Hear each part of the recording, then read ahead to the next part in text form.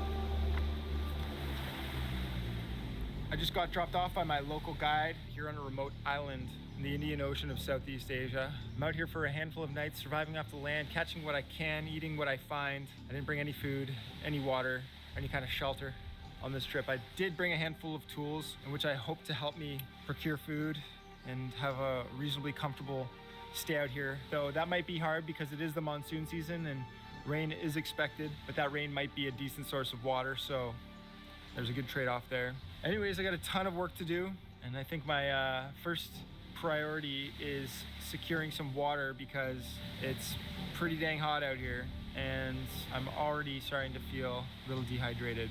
So let's get going on that, and then I'll show you guys what I have in my bag.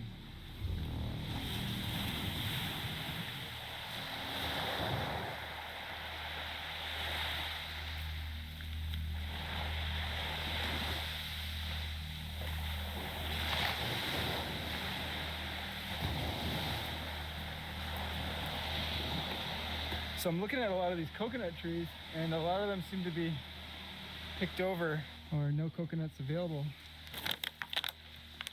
That's a good find. These are 2 half-full water bottles. That is good water. Although these were half drinking by somebody else, these have been in the sun hours, days, months, who knows how long. So this water is absolutely sanitized. Maybe there's some plastic particles floating around in it, I don't know, but this is gonna be a good source of water, to be honest. So I think I'm gonna run with this. I'm not even gonna try to climb these trees. It's exhausting and dangerous, and there's better ways. Like this bamboo. Whoa.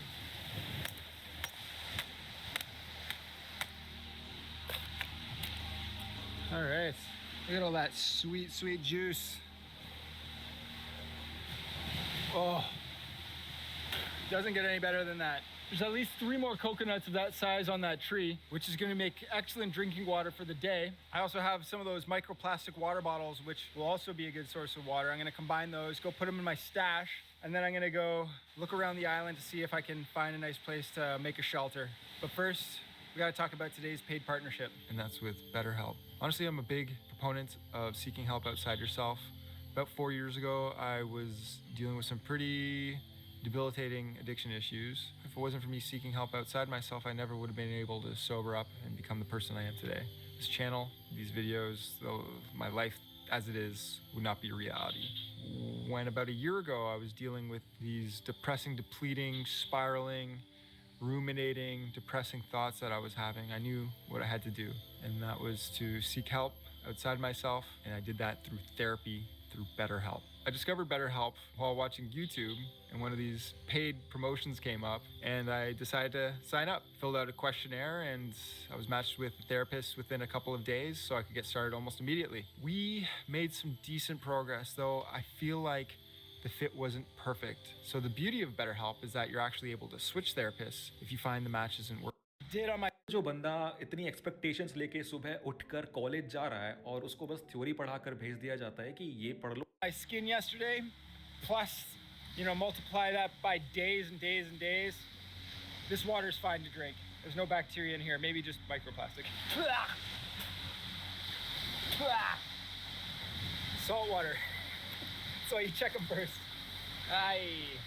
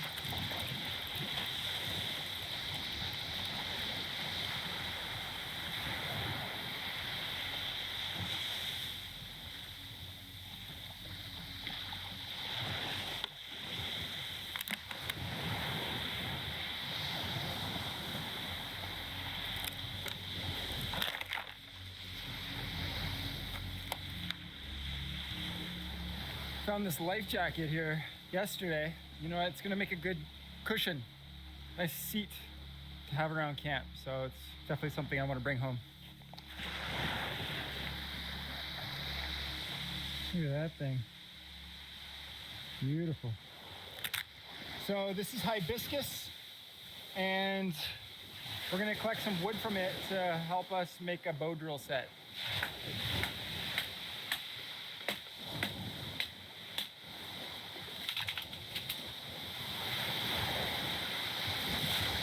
Tide's coming in. Oh.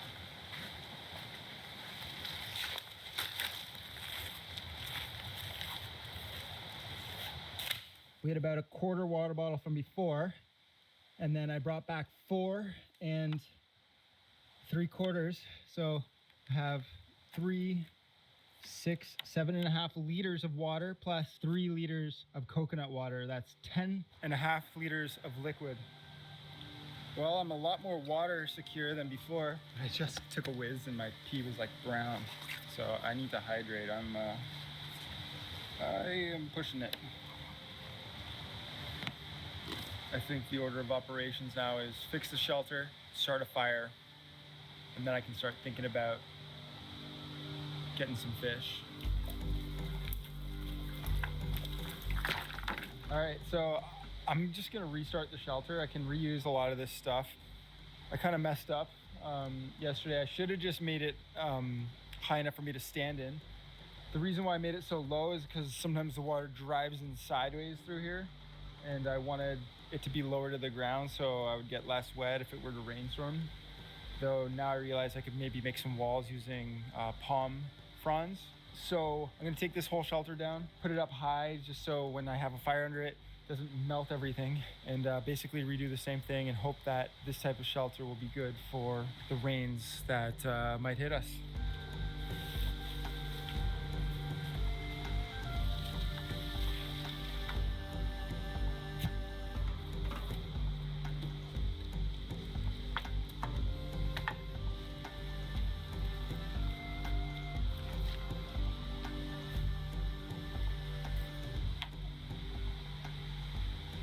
So there is a slight lean. It's not much. It's about as much as I can get away with without the leaves slipping off. I don't feel like making bush rope. This could be a bad decision. I'm gonna go with this for now, and then we'll see. We'll see if this works. Well, that's all we got.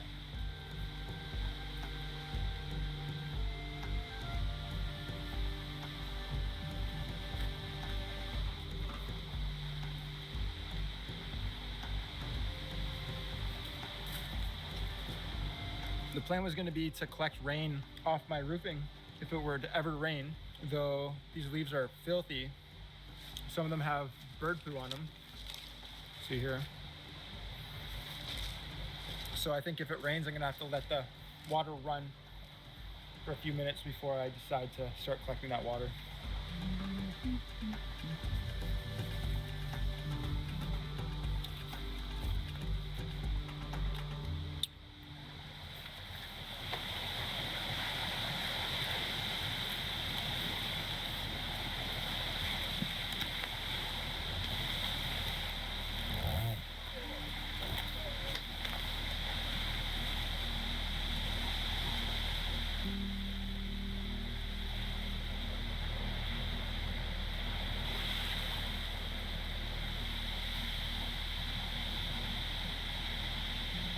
Man, I'm tired. I'm gonna take breaks like every little bit, but I feel like I've been laying down for like an hour now, so I should finish this shelter.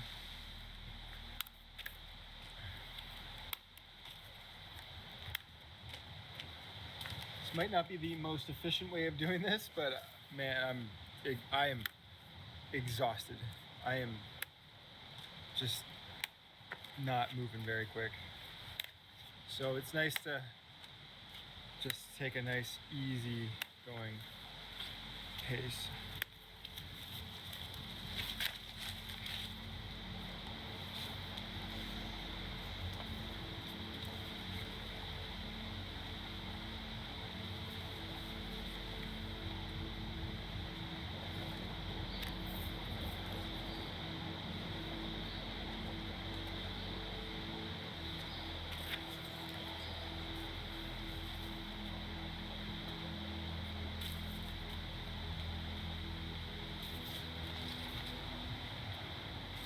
All right, looks pretty good, but I feel like it's one gentle breeze away from all the tiles getting blown off. So I'm gonna use palm fronds as a way of holding that down.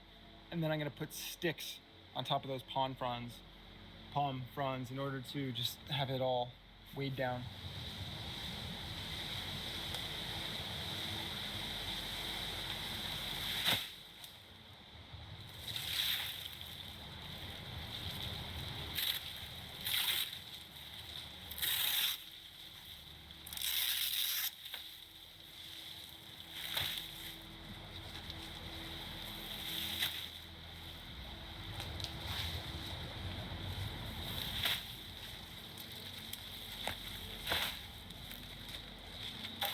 Hey, shelter. It's done for now. I'm probably gonna need to make modifications as the rain destroys me, but for now we're gonna call it good. Nice.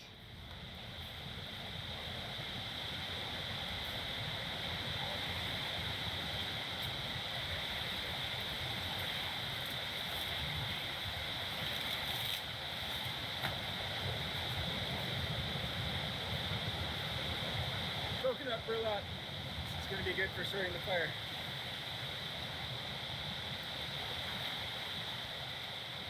I don't know if you can see this tree, but it has a nice bend in it. I want that.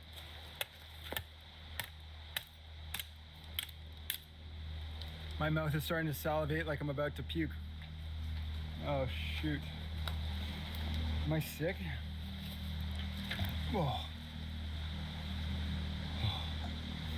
Yeah, it's like, you know when you're about to vomit and your mouth just starts salivating? What is this? Oh. Get the lowest interest rate for your education loan to study abroad for free. Check out how. Go to the link and check your loan eligibility. This is an absolutely free tool and it took me just 2 minutes to complete. Then just like me, you will get the suggestions on the best loan offers available for you. This tool compares 10 plus lenders to find the best loan and lenders for your profile, whether you have collateral or not. Now apply for more than one loan and track all of them here. Updates in just one place. A personal loan counselor helps you throughout the process to make it fast and avoid bank visits. In all of this, you only have to pay for the loan, not a rupee more. Click below to check if you are eligible for an education.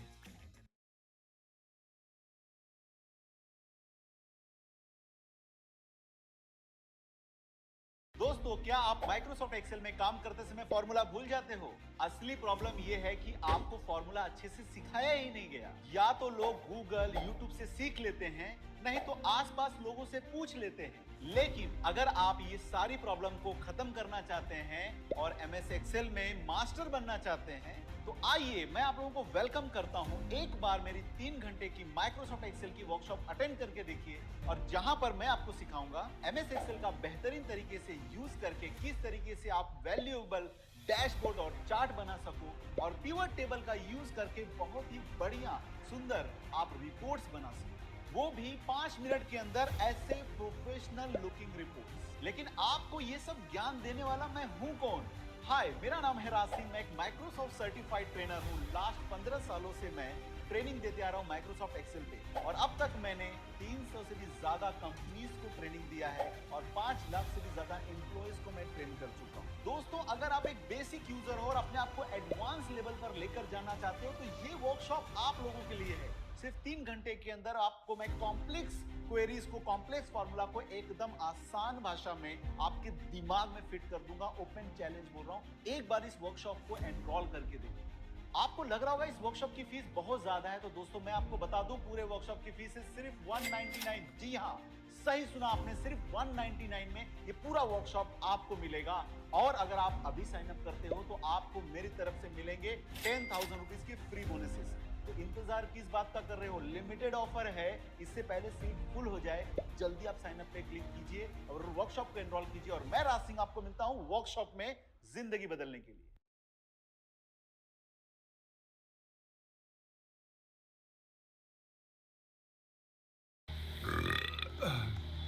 Oh shoot.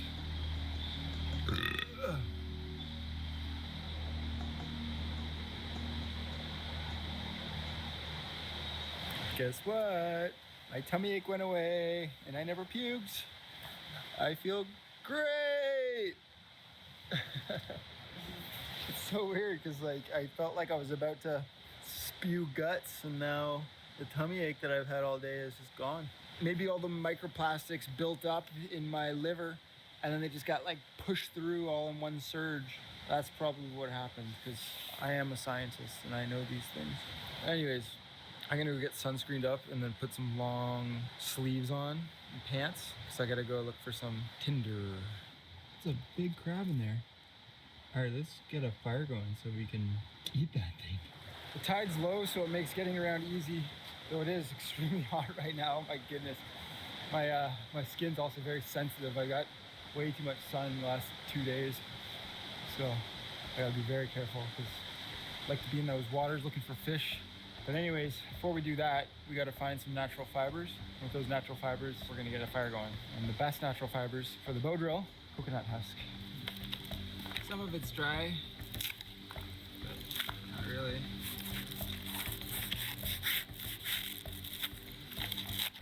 All right, I got a handful of dried coconut fiber. This is about all I could find out here because everything's wet. So I'm surprised I even got this, but I'm gonna go try to start a fire with this. I think it'll just be enough. This is that hibiscus that we collected earlier.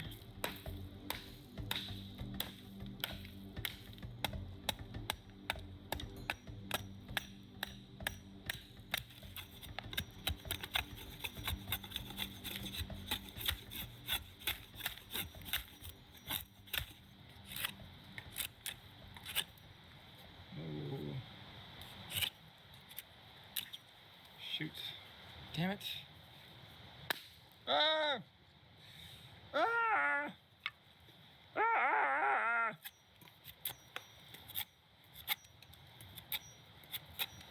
I love it when you're just like hanging around and you just get a random whiff of poo. What's that all about? Animals? Board. Spindle. Let's make the bow.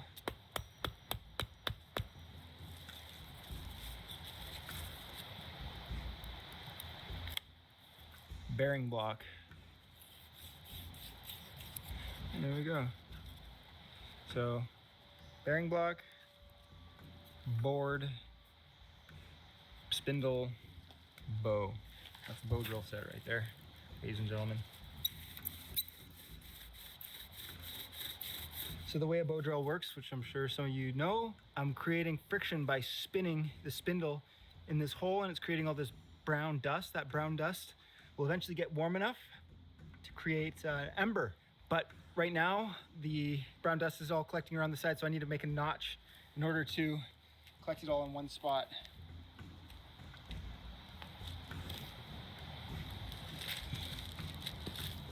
All right, little notch. Let's try again.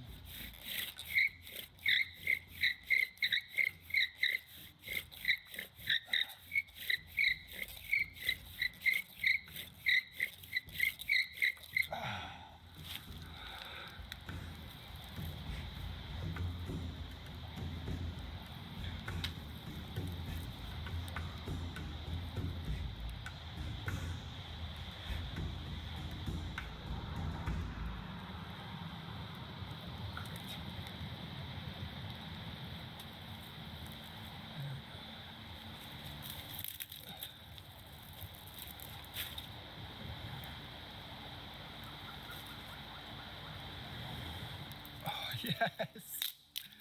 Oh, nice.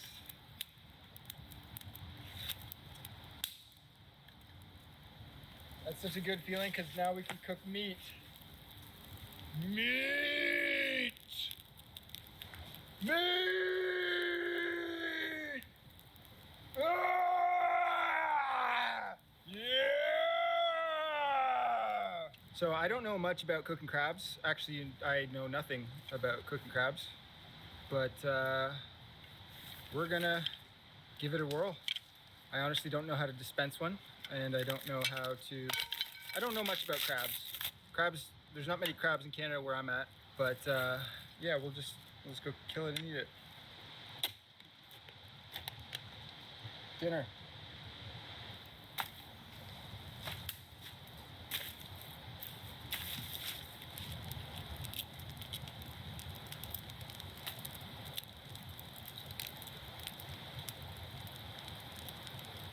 Oh, there's already flies trying to get to my crab, so I think it's time I eat it.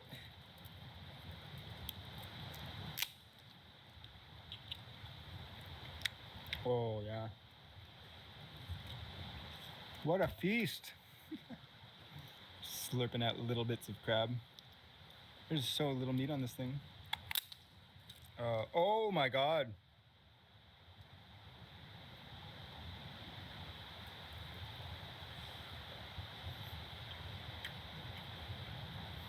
Wow. That's really good. So unfortunately, I think I need to go back out in the sun. I can't find much dead wood around here, nice dry wood. So I'm gonna go comb the beach, but the beach is 200 meters that way in the sun. So I'm gonna suit up and give it an effort to get some wood because I wanna keep this fire going overnight. Actually, I wanna keep it going for the rest of the trip because then I don't have to bow drill a fire again, which is a lot of effort. Now is also the best time to collect wood because not only is it still light out, but the tide's low. Hey, that looks like a good piece right there. Oh.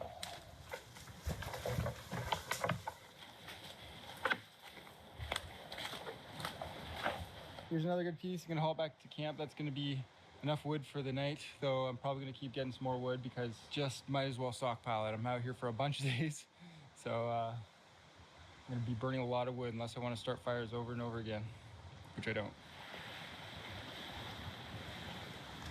Oh my God, it's hot. Bring me back to the dark forest.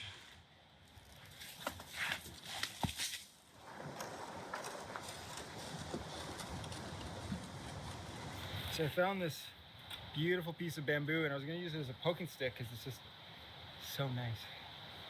But the fire's not doing so well, so I'm gonna turn this into a blow stick.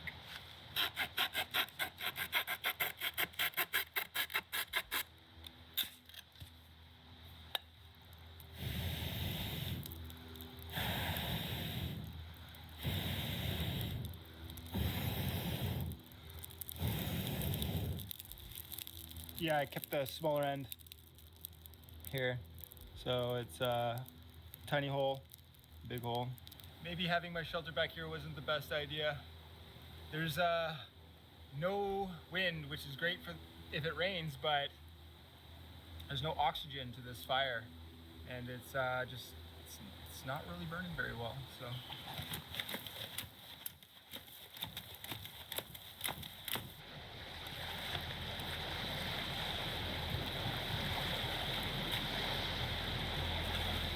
Dreaming of a high-paid career in Germany?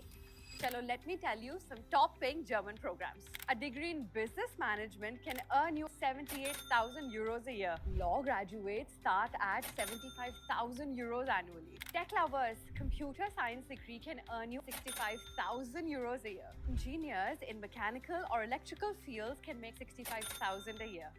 Doctors and dentists top the chart with 80,000 euros a year. 2025 में क्या आप अपने German सपने को पूरा करोगे? The first step, a good IELTS score. Fulfill your study abroad dream in 2025. Book your IELTS test today. अब विजय sales के साथ कम बिल ज्यादा chill. Little fish. Hello. Oh, so nice.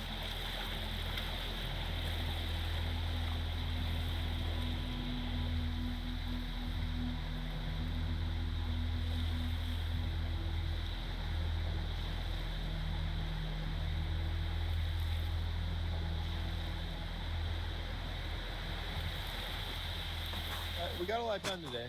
Water, ton of water, shelter up, and then the fire going. Big man. So yeah, I can feel pretty good about that. But honestly, I'm really hungry. I'm depleted. I'm exhausted. Check. I'm hungry. This has not been an easy one. Check. Let me tell you. It's been a tough one so far. Shit, I feel like I man. came to this trip already at in a deficit. I got Was, lucky, check. quite exhausted coming into it. And I feel like that exhaustion will just suck around. Sure is beautiful. Oh here, my though. god. Can't beat the view. तेरा बाप P रहा है या गुरुभत्ता? Oh Lord, please feed me tomorrow.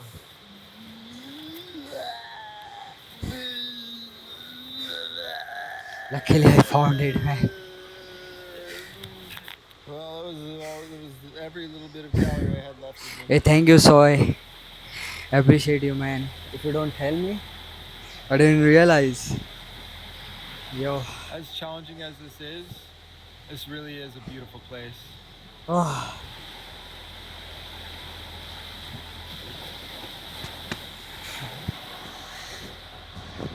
Shit, I find this thing in the corner of the street.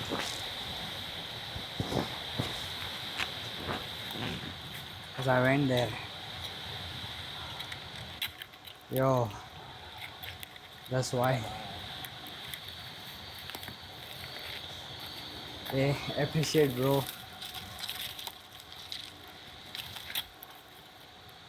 You tell me, like, did he knew?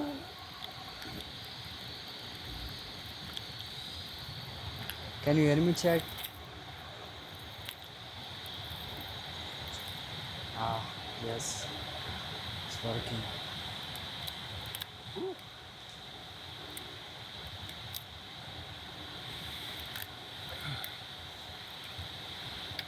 Ah, I'm stupid, man. Or little diaper wanna kill me. All right, that's it for me. It's a I present. am fried. Just so tired. But I'll be up in the morning to go fishing. To find out, you're gonna kill me. Fuck you, bitch. You're dropping everything. Wondering why I'm on the ground. Always. That's because my hammock is no more. I turned around in it. I was being quite careful and just broke. Man, I got lucky, bro.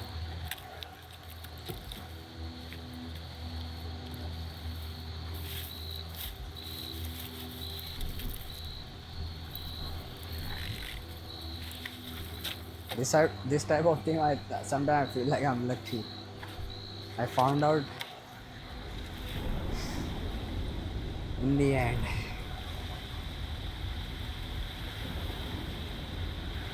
Yo, thank you, man. Well, this is my life now. Oh, this is so bad. Look, there's all these roaches. Well, I guess at this point, just lay here and wait for the rain. Hopefully catch a few minutes of sleep. Oh, I'm beat, ladies and gentlemen. Anyways, good night. Oh yeah, fucked up. Lucky, man. Okay, well, the sun's up.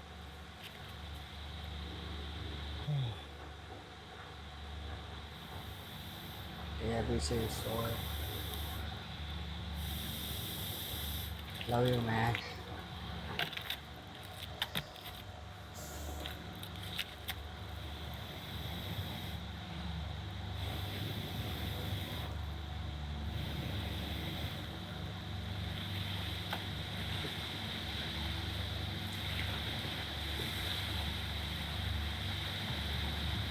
That's a big thundercloud. So the storm sounds like it's going to be massive and coming. It's definitely coming. Oh, wow. So the rain hasn't hit, so I think I'm going to go try to get some breakfast with the spear gun. But first, coffee time. Usually I'd be doing a coconut coffee right now, but I don't have any fresh coconuts anywhere. Just coconut water.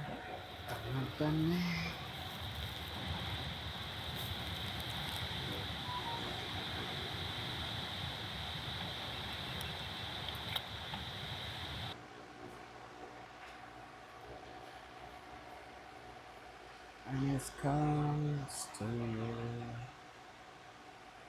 Tiny child, spins on my mind, and this comes to you.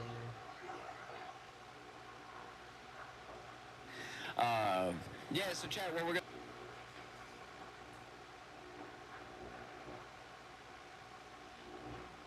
That's my channel here. You share.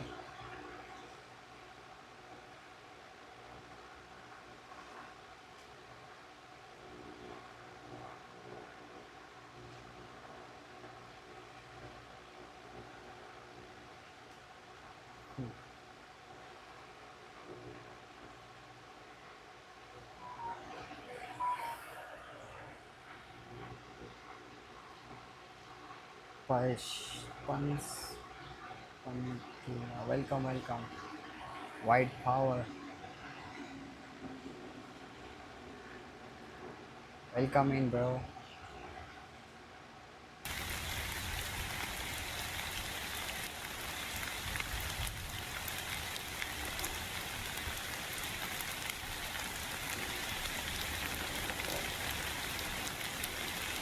Where are you from?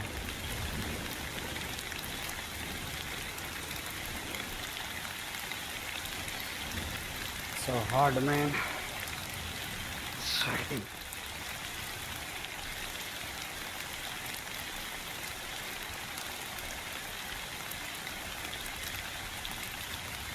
It's gonna be a tough night today.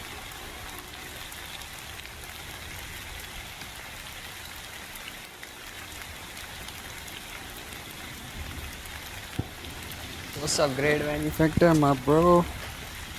How are you, brother? I love you, man. Always Grade Manufacturer being here, man. No, no, no. I this.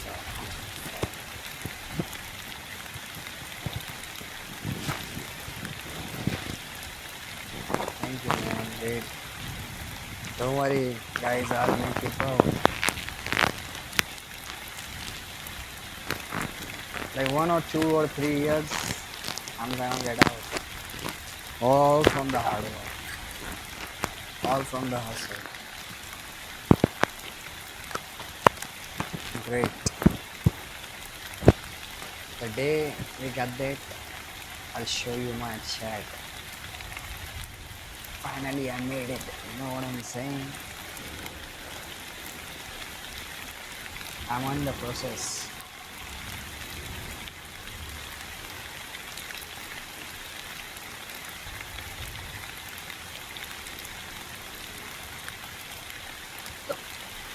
I'm not gonna forget you, all of you guys. Never ever in my life. I know some people left me. It is what it is.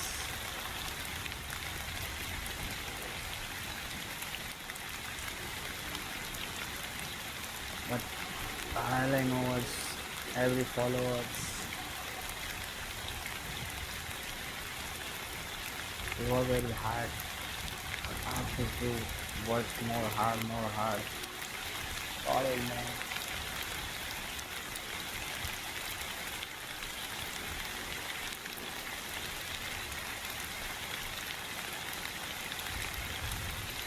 There's lots of people, they stop streaming, but your boy is struggling every day and make it happen.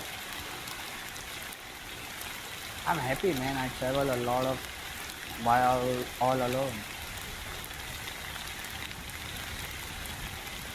by myself. The journey was like, it's not stopped. Still going on. And it's wonderful. When I'm gonna go back and I'm gonna see myself, how you made something.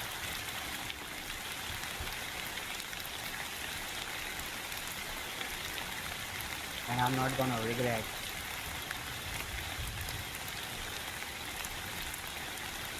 That I didn't try live streaming.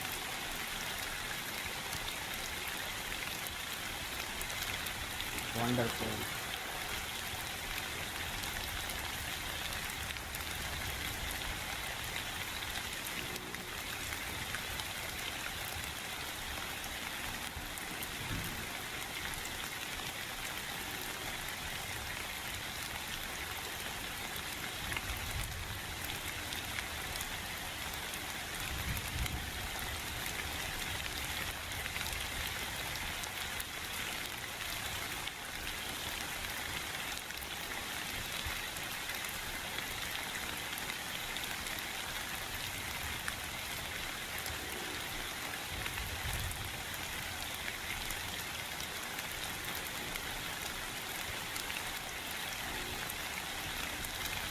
I'm gonna always say thanks to Nelly, he's a big supporter.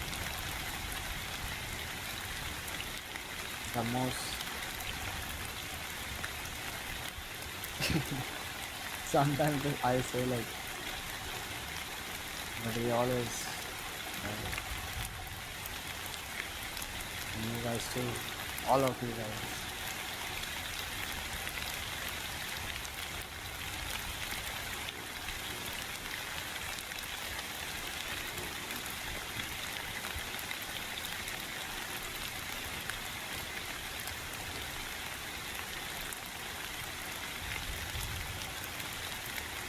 Oh, you can like, I need to change this.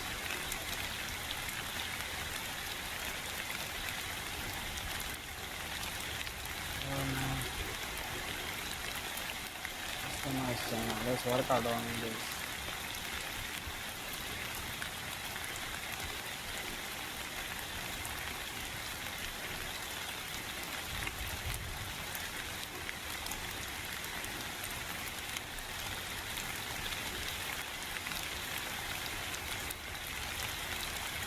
How to change this thing?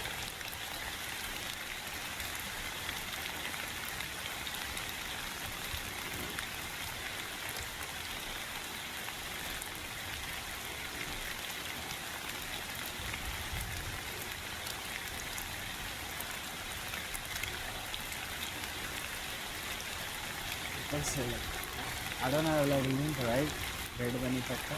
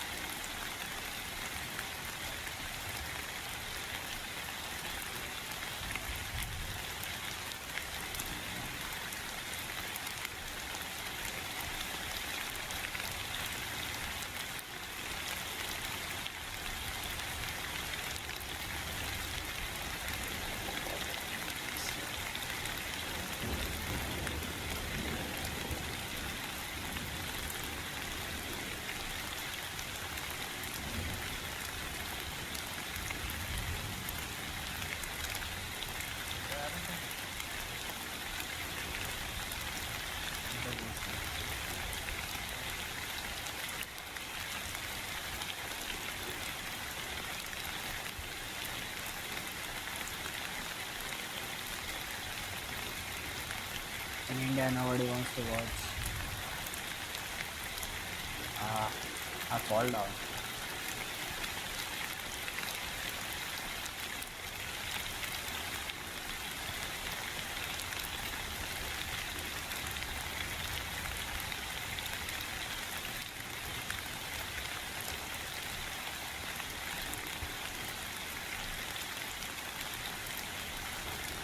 Because there is no content here right now.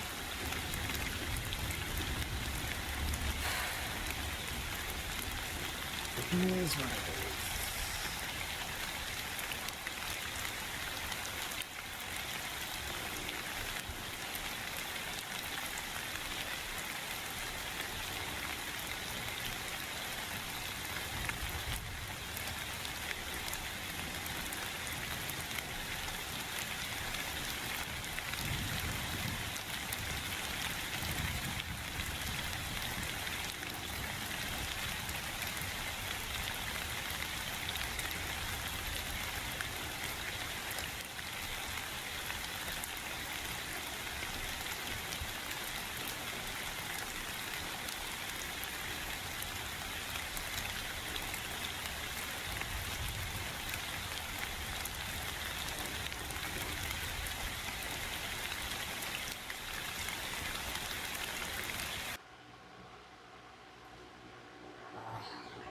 I'm gonna go sleep, chat.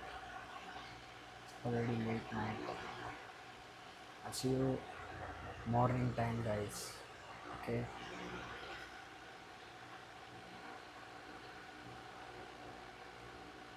I thank you everybody joining me and for all the support.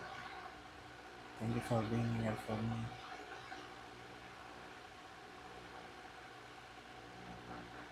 Have a nice stream, chat.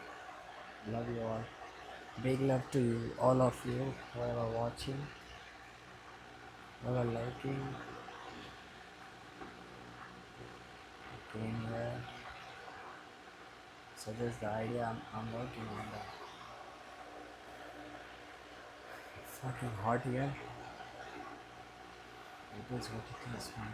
Thank you, love you all, guys. All of you, all of you.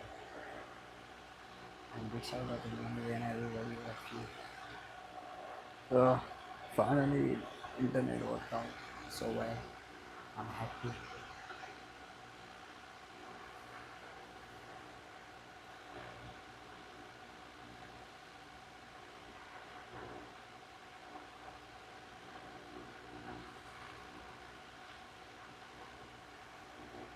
And before going, I'm gonna play some song for you.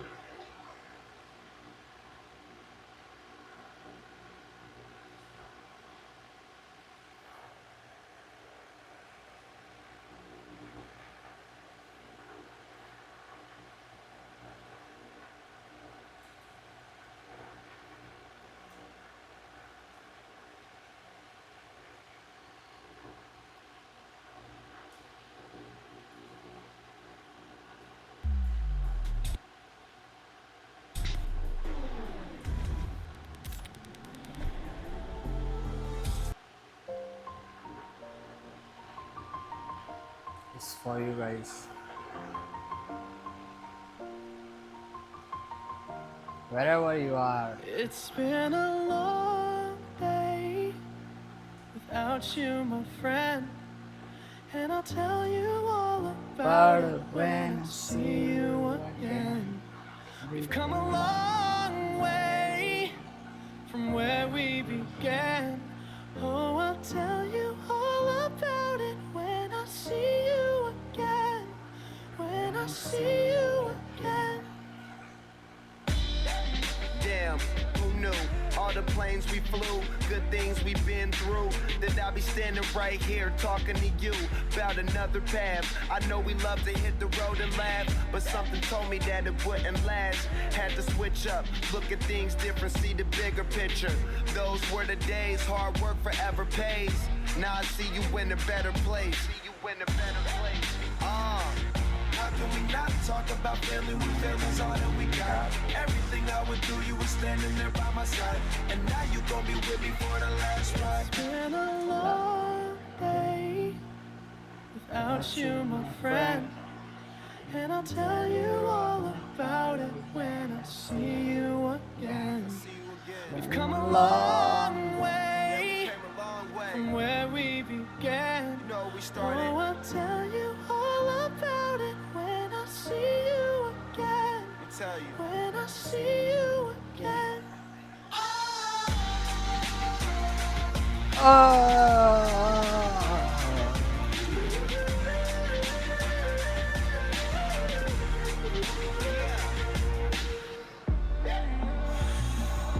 First you both go out your way and the vibe is feeling stronger. What's small turn to a friendship turn to a bond, and that bond will never be broken. The love will never get lost.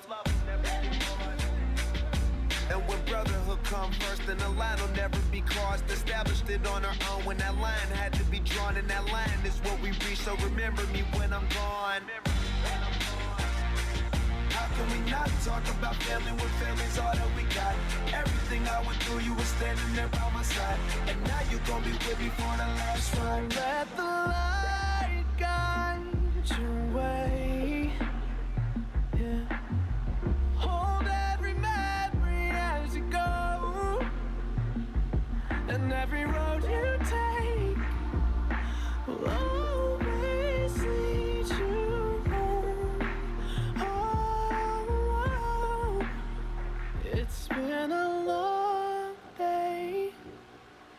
without you, my friend. And I'll tell you all about it when I see you again. We've come a long way What's up, from where Lentino? we began.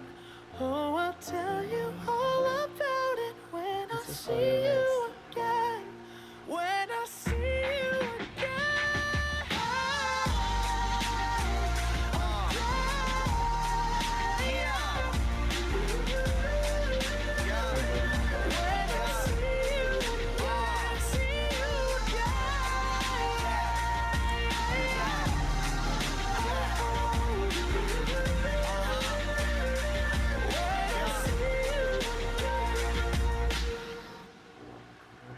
I'm playing this song for you guys. It means a lot to me, you know. It means a lot. Ah,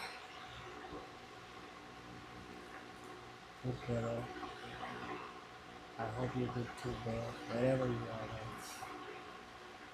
Wherever you are, chilling, watching, whatever.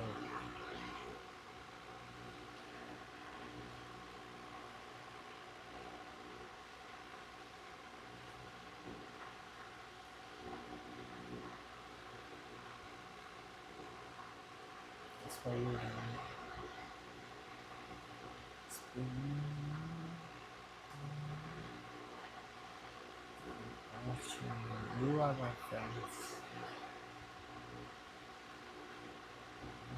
Means that I'm happy you are in my life, guys.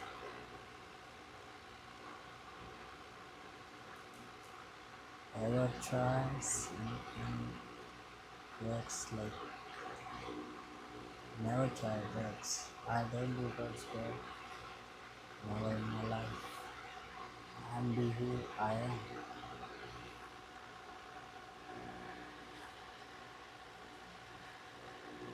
I smoke cigarette, that's it.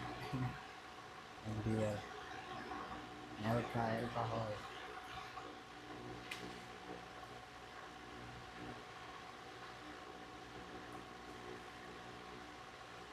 One more song. Brother and sister. Brother and sister. I always sing this song. It's a song in my favorite. Do you play game, man? Never play game. I don't know. Oh, never. I'm bad at gaming.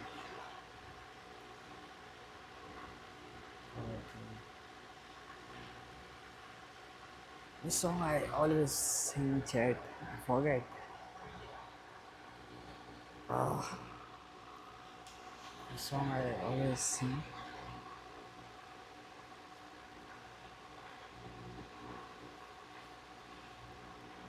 EXTCY. You never try, never Jimmy. This song I play always chat.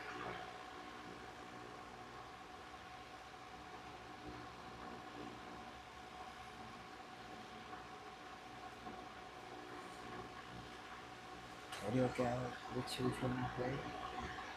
Ah, I have my bad memory.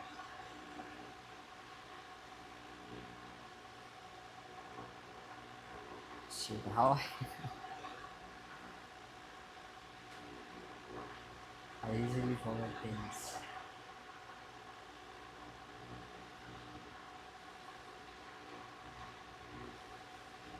EXTCY, what it is, man. Which, how you have to remember, so. Which is my favorite song?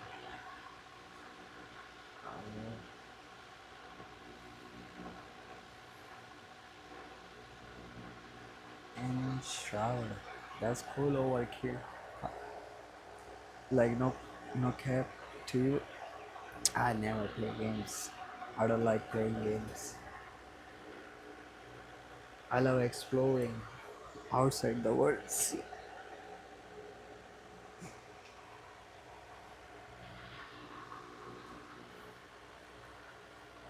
I love to create. I'm a creator, bro.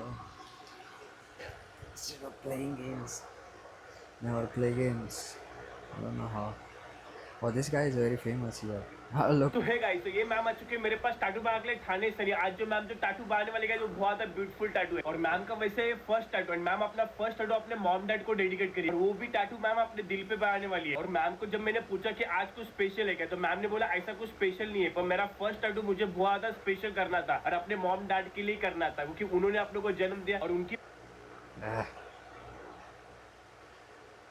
This guy is famous here. He earns crazy money, this tattoo artist.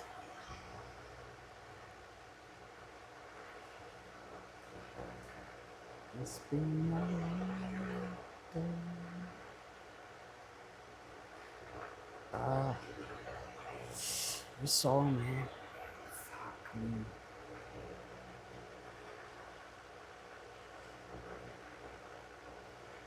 Brother and sister. Which one?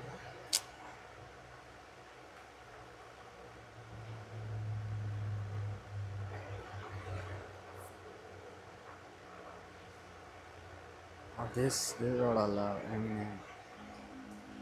Huh? This is not Eminem. I miss Kiki. Gorgeous summer skin के लिए Nivea Aloe Hydration Skin. So loud, so loud.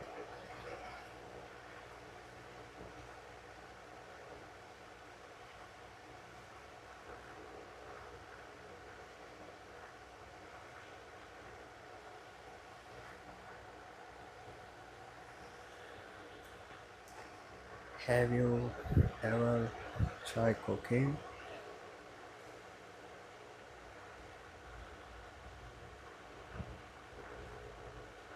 You can watch trailer on PC.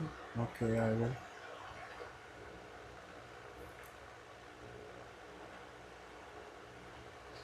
Nah, Jimmy, I don't do this thing. Cocaine on this thing, nah.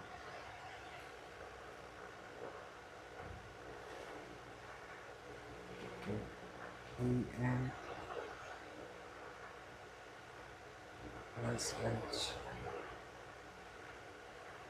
R-O-U-D-E-D.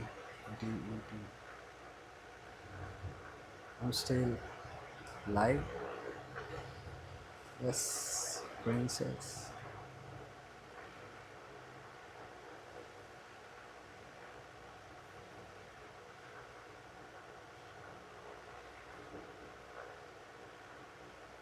This is the game.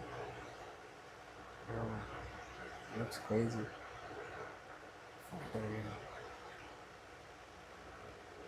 Lineage 2 is hard to level up in? Nonsense! Let me show you how easy it is to get to level 85. This is me at the beginning of this video. Hi, and this is as I could, gathering from plants granted twigs and plant fibers, which could then in turn be used to make string. And after making some string, I was able to craft a stone axe, which would let me chop trees, which I then did. These gave me wood logs as well as resin, and also a bunch of bees which started chasing me and dealt literally 3/4 of my health bar in damage in just one hit. But I ran away and they eventually left me alone. Trailer? Afterwards, I built a Trailer, okay. Trailer.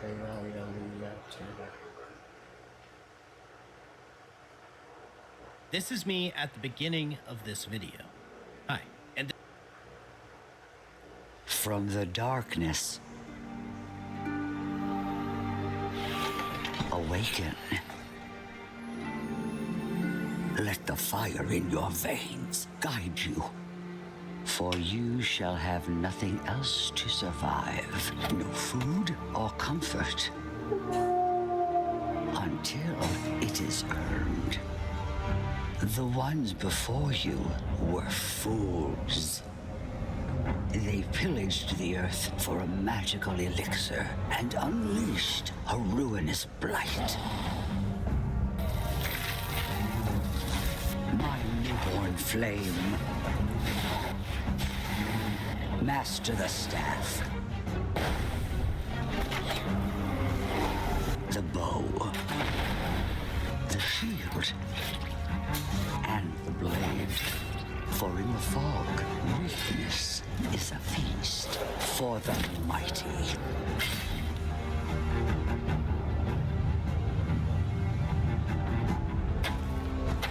Cast yourself into the rude beauty of our world. Unlock her secrets. Shape the earth. Dive into the shroud.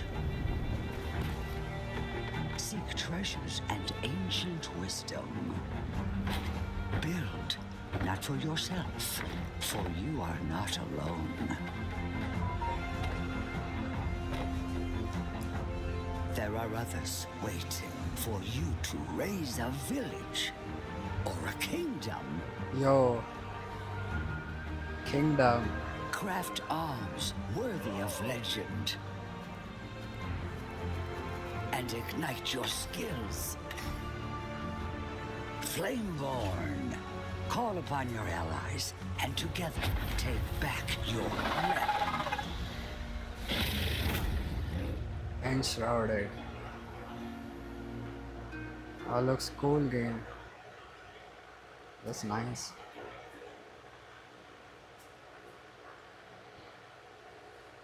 Like cool game.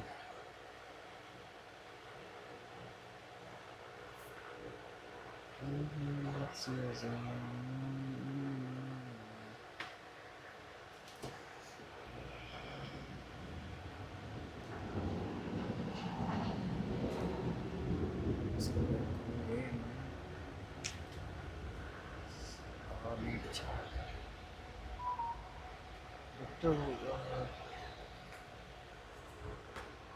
Charging cable है ये charge हो रहा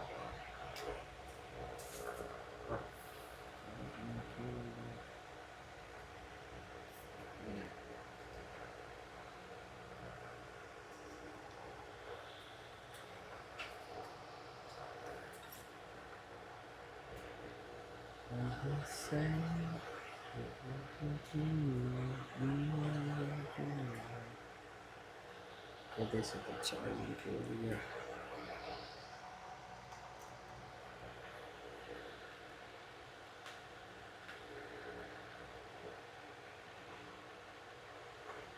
Sorry, I cannot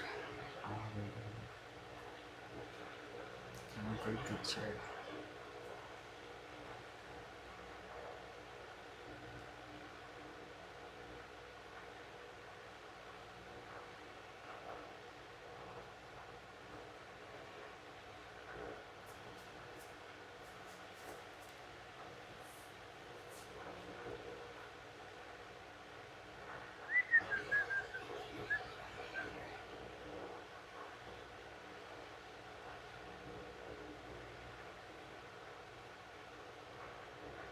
How to go back?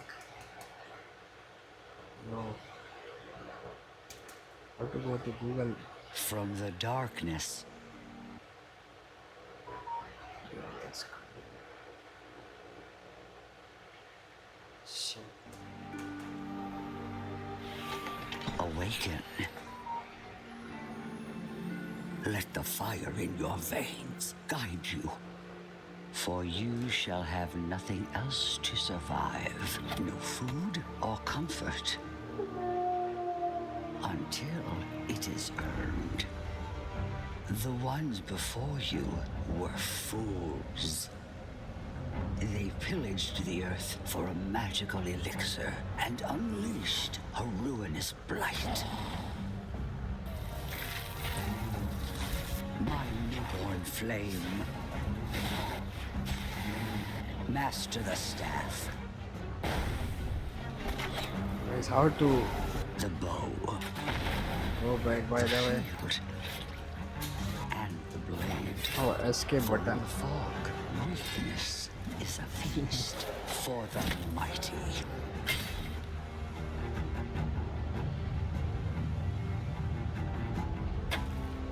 Cast yourself Have you into seen the rude beauty of our world. Unlock her secrets. Shape the earth. Dive into the shroud. Seek treasures and ancient wisdom. Build, not for yourself, for you are not alone. Hey. The fuck?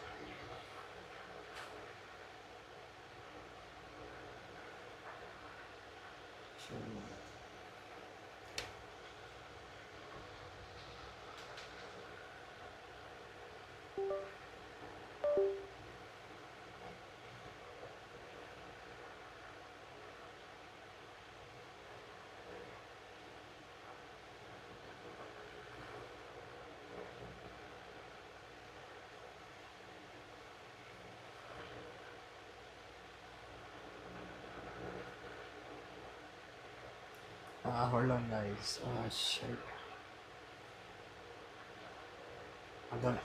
I'm cooked again.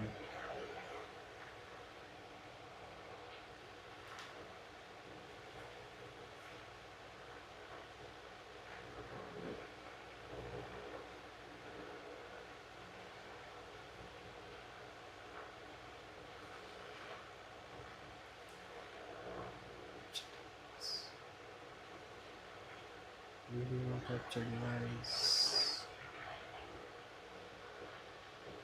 Video capture device.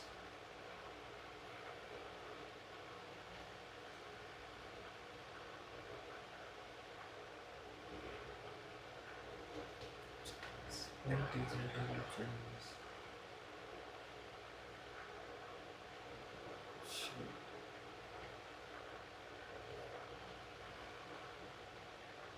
Yeah.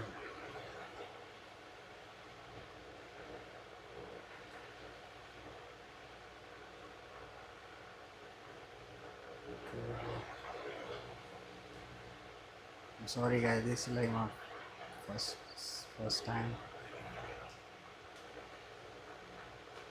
Like I'm using it like this shit.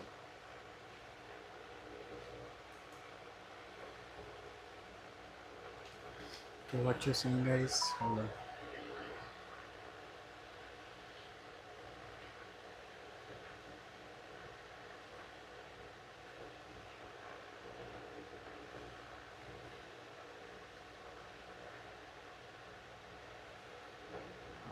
God. I don't know how people use this videos.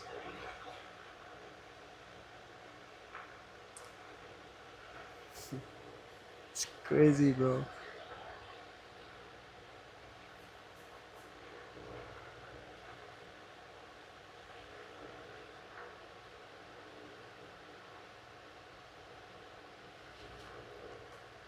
I like this game. Only 22.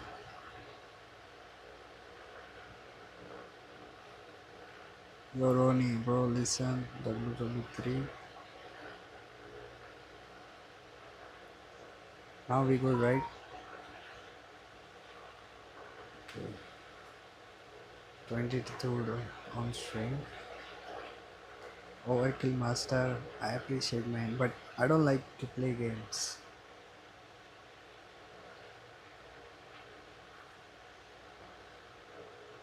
Okay. Bro, can you put Gucci, eh? Gucci, for you, bro. Ariana.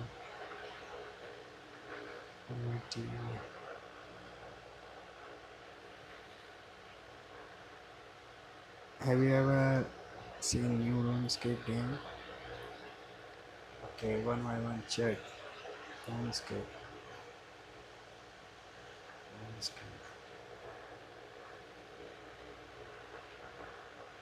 This one, right?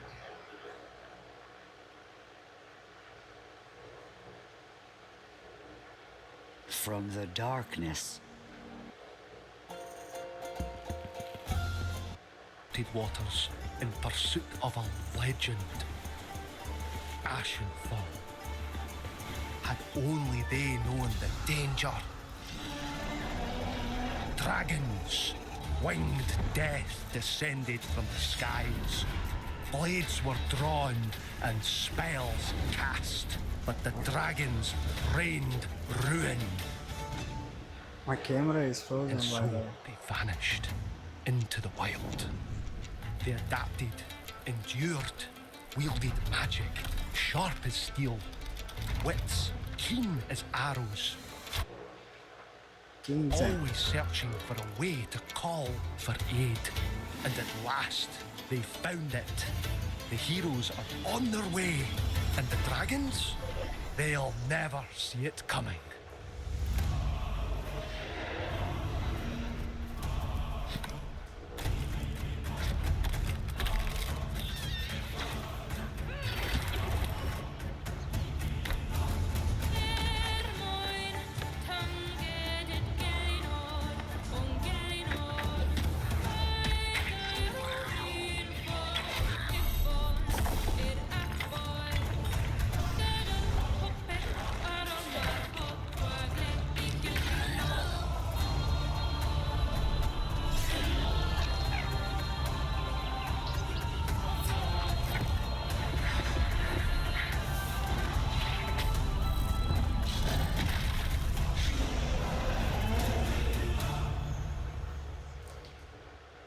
So cool game, man.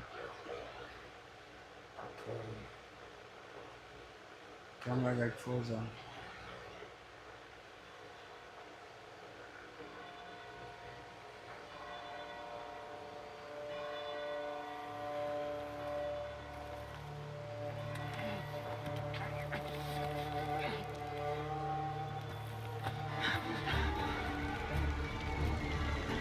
Must be here somewhere.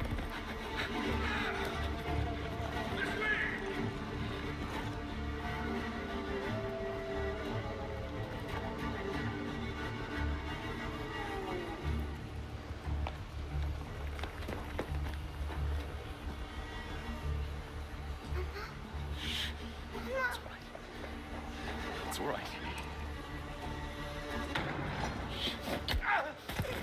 Lunka!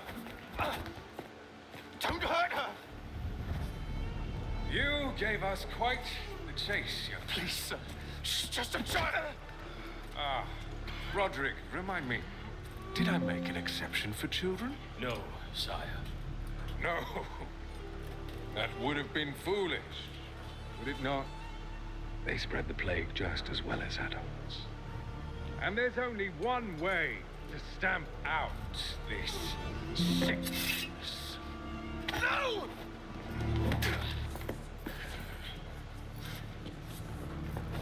Not just a runner, but a fighter, too. Had we met under a different moon, things might have ended there.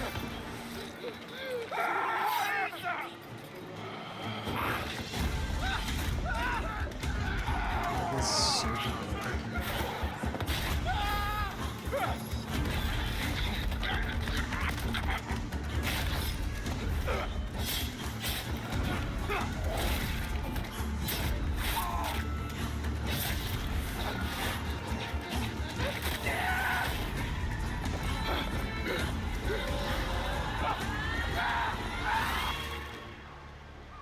I need to stream with this.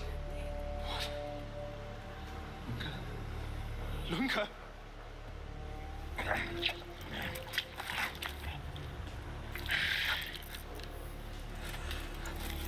How to move this? She needs help. Fast. Please, let us pass through. I beg of you. Please. Please.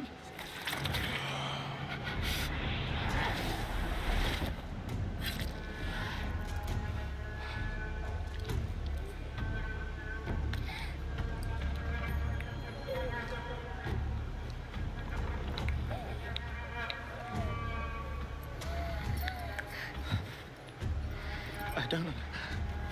How? I am life. I am death. I am everything in between. I have been watching your little valley. Pest. Gucci gang. Display. Gucci gang. What's up, Ronnie? How you doing, man? Which one you suggest me? I'm sorry, guys. So much things to do.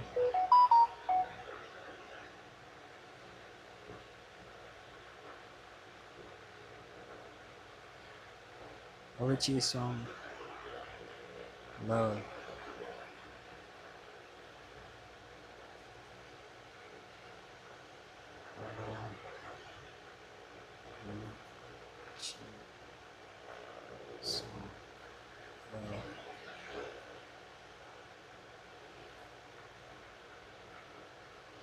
Oh, this one.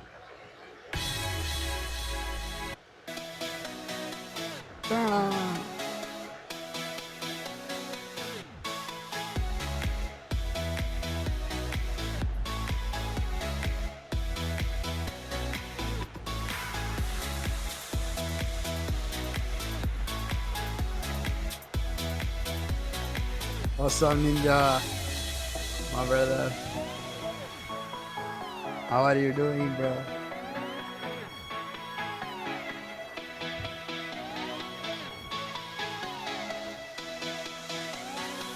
How are you doing, brother?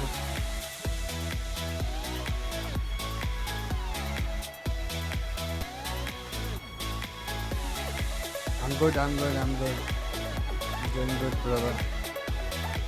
Love to see you here, bro.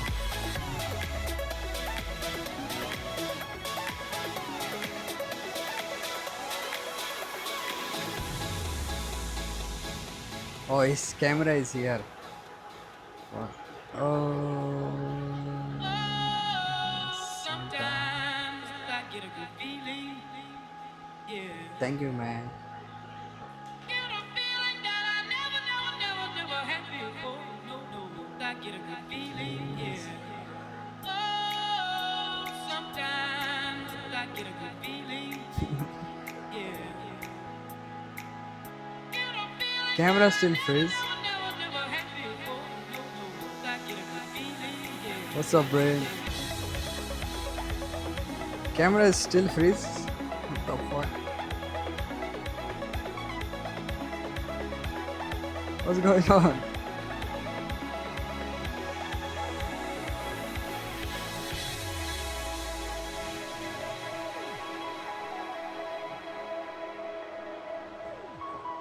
Bro, what's going on?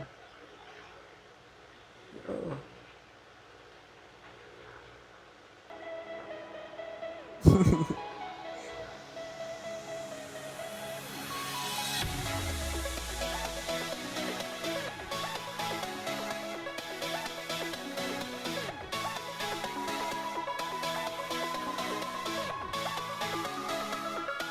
Chat, I cannot see what's going on, man.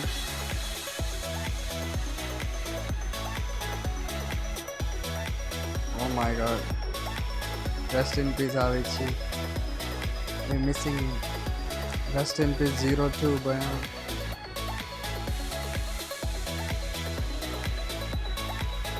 What's up, brain? Bro, what happened, man? My camera freeze.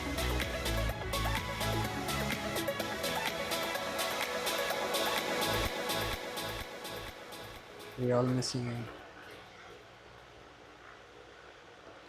What happened here? My camera freeze or what?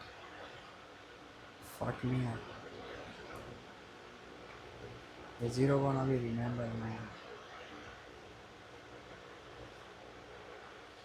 Oh, no way. Yo. What the fuck?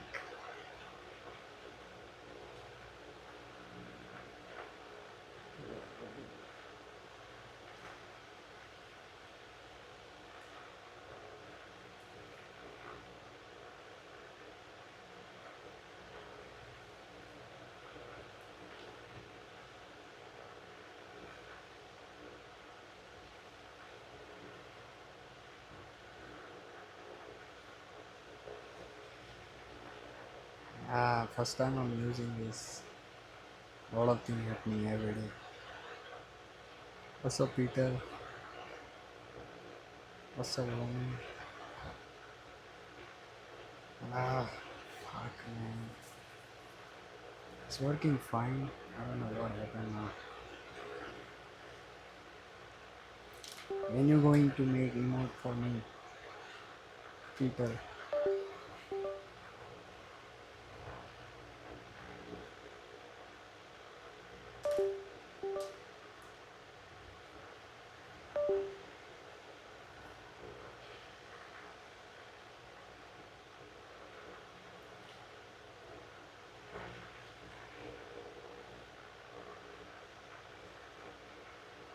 Oh, fuck this camera, man.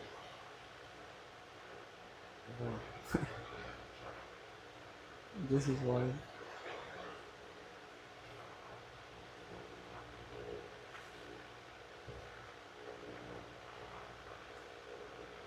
Oh, nobody, wish, like nobody make this emote. What happened? You just subscribe?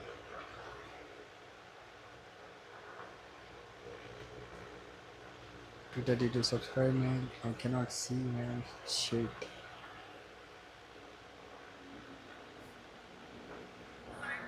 Oh, thank you, Peter Parley, for the one sub.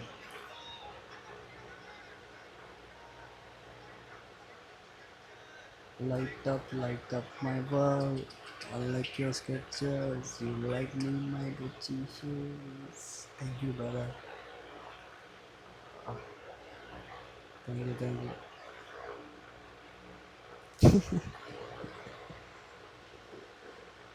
Yeah, wait, hold on. I'm trying to fix, bro.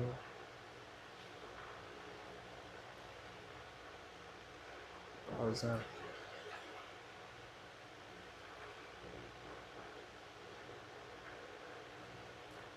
Ah, sucks, man.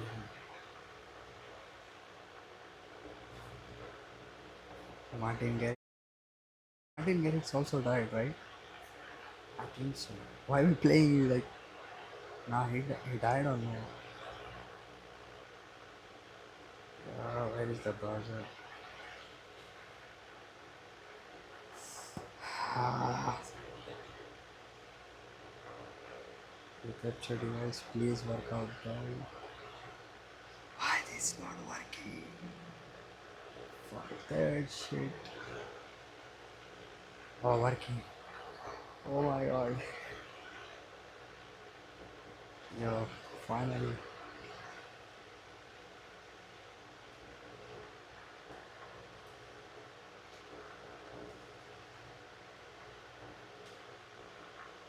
Pace myself here. Yeah. Bro, we got this camera, man. Motherfucker, it doesn't work out. Fuck this camera. It's like.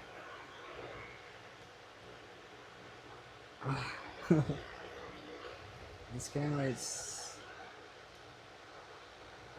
so good, bro. You know what I'm saying? This shit doesn't work out. Okay. Okay, Martin, then it's. I will. Thank you, Peter. You own this song, man. Oh, no.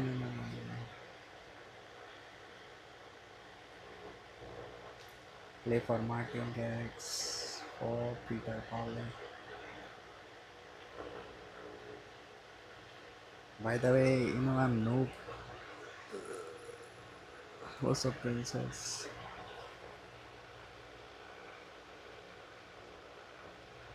I don't know how to use these things. Minimize, okay. Martin Garrix, which song?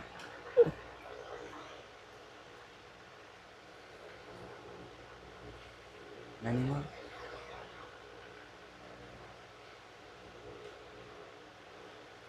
Animals. We used to listen this song, bro. Back in the days. Spinning TV.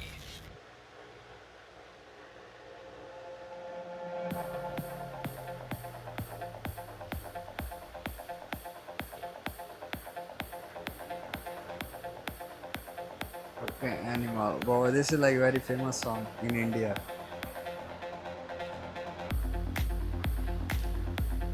Yeah. I cannot play this so much songs. It's playing music on Twitch. I told you to be careful. Yeah, I'll be get banned.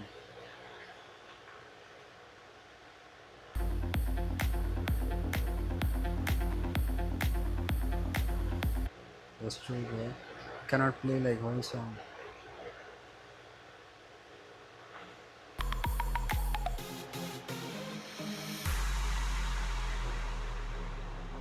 But little bit I can play for 1 minute.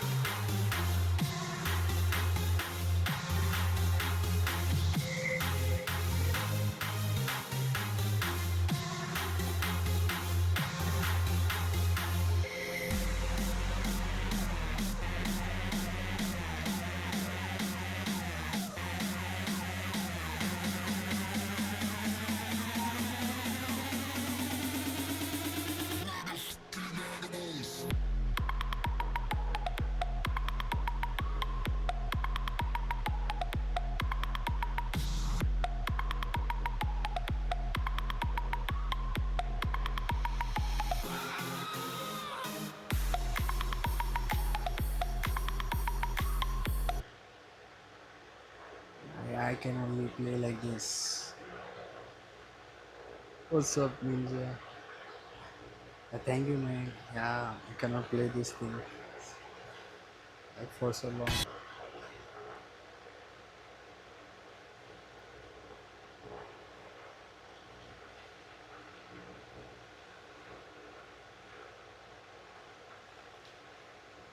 What you doing, guys? I hope you're good. Man, brain. Where is the brain question mark, bro?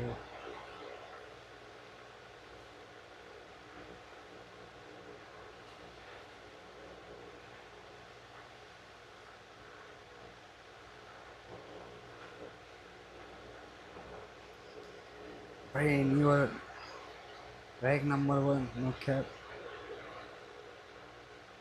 Bro.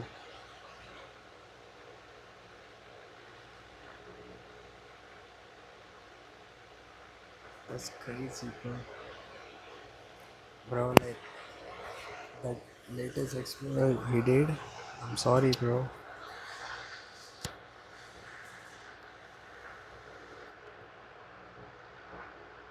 I don't know, like a lot of things. I'm sorry, bro. Fuck that. This is not good.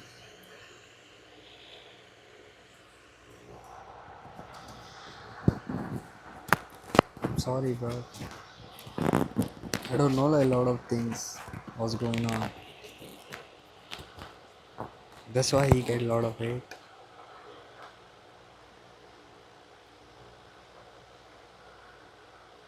It's not good what he did.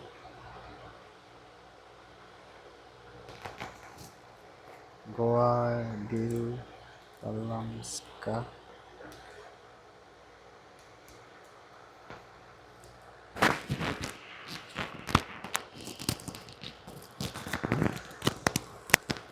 What's up, Bob?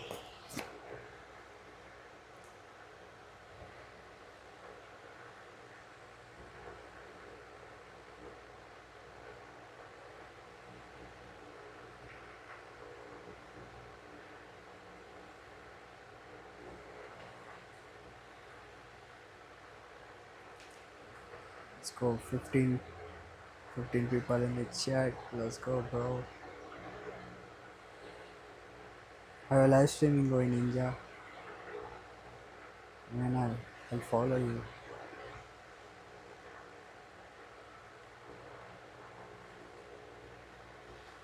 I watch your stream, man. That's crazy. Love your streams. Showing the cultures. Wow. Man, thank you, man. From your live stream, I can see America.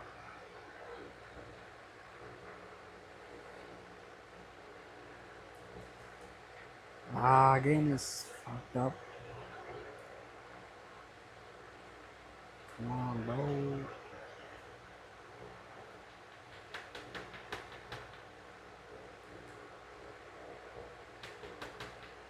What happened now? Fuck this thing.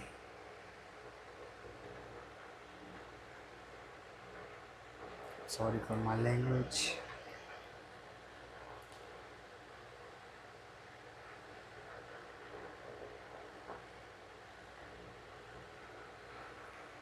No way.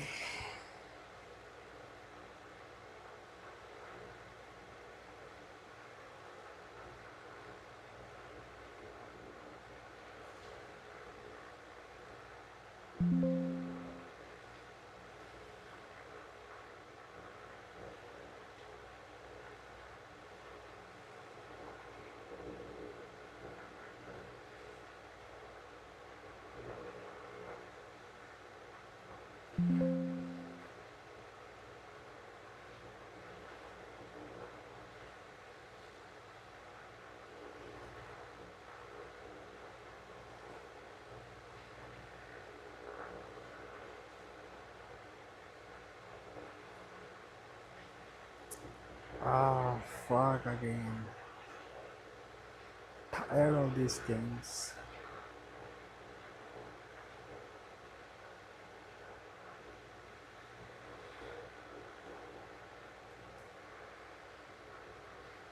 This PC stream is not for me, man.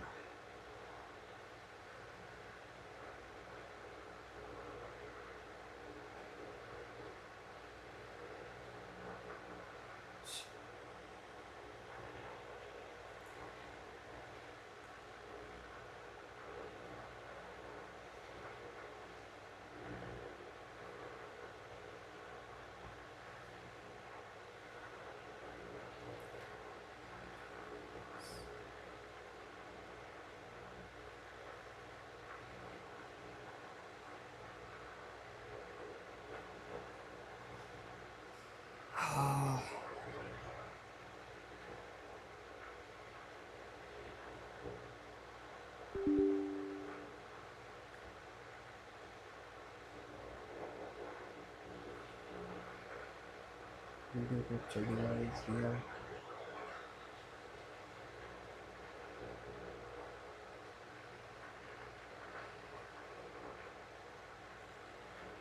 This I think overheating. Whereas stays is very hot here. My everything is getting hot. I can feel like laptop and this camera, everything getting hot. So hot you cannot imagine here. It's like it's like I'm boiling right now.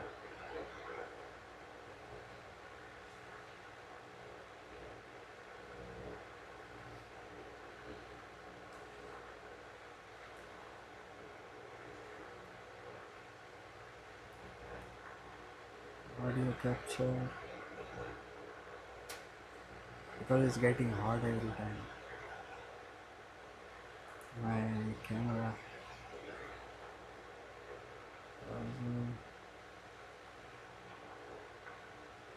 Come on, man.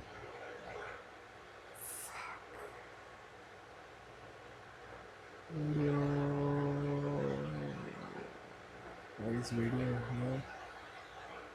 Video capture. Please work out, please.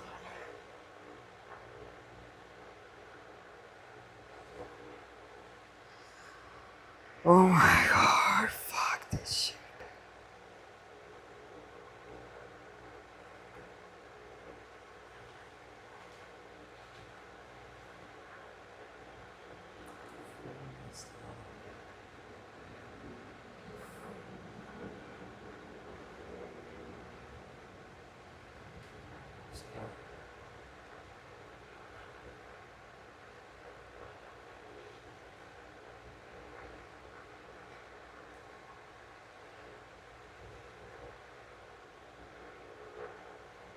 What's up, my brain? What's up, brother? What's up, sir?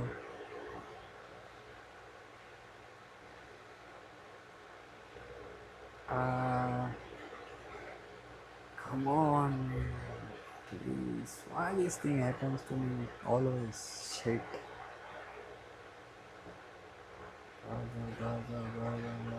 Yes, yes. Video capture. Oh.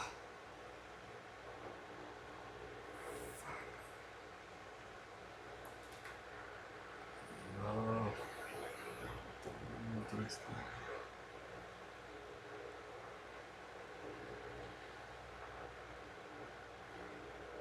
I'm streaming? Oh no. Oh. It's not streaming. What's going on?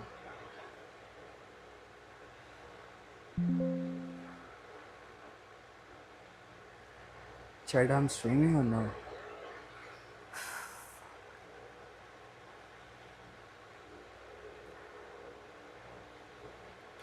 Capture.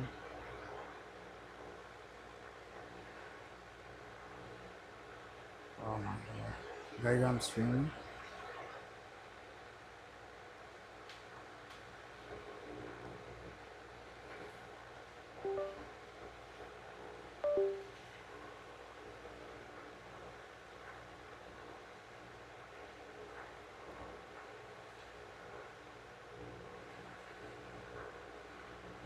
Guys, oh my god.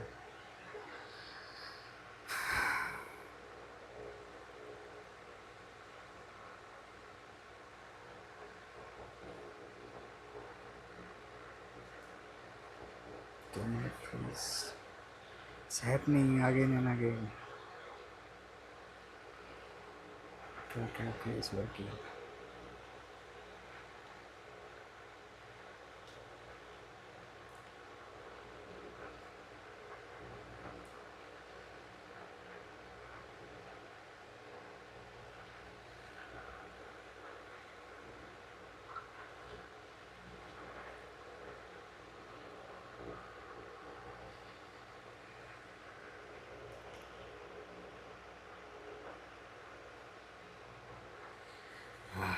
Working chat. Working chat.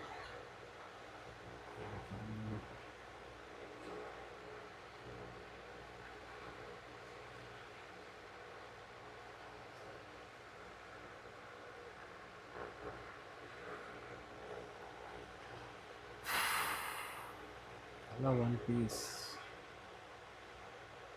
Man, I want to dress like him. Cosplay.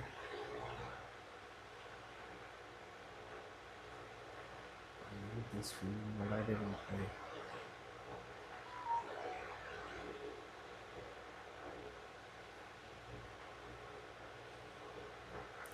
I love animes. No cap. I was going to check.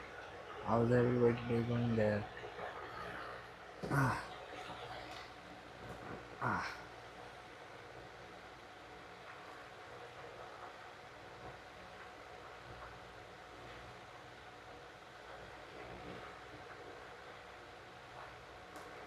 Yeah. I want to do adventure fun this shit.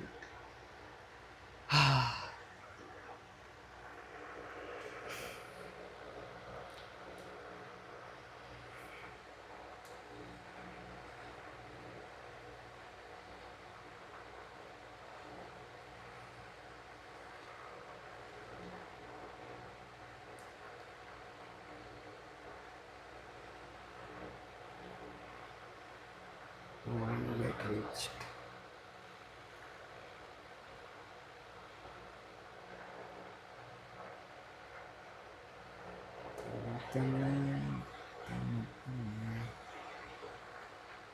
Ah,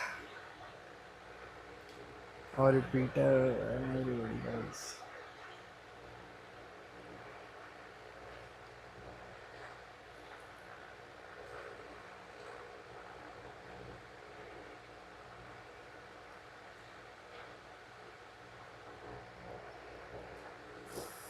Ah. Maybe it's YouTube. Let's play some YouTube. Or let's watch streams. Let's watch our friends.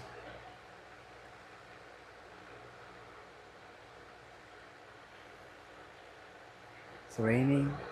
It's very hot here. Princess. It's like killing me, man. It's like mosquitoes fucking me up.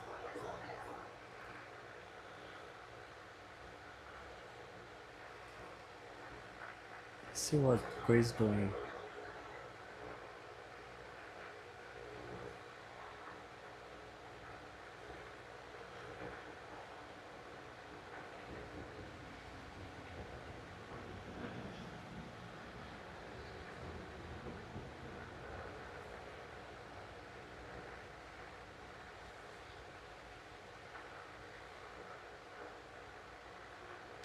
Bro, Chris got rich. I love Shaco Marco, no care.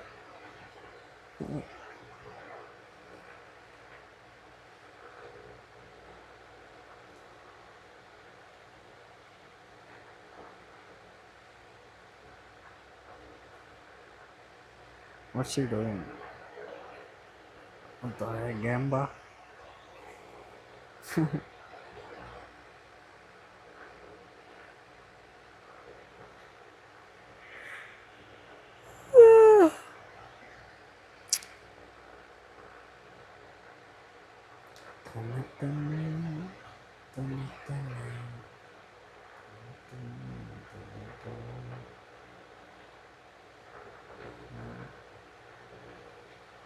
Slide.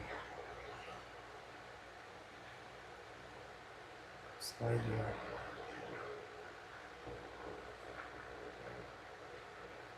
Kong. Being Indian god. What the fuck is this?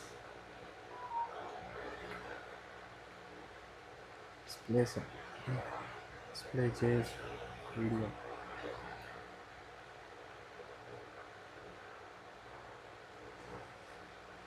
It's master here. Close.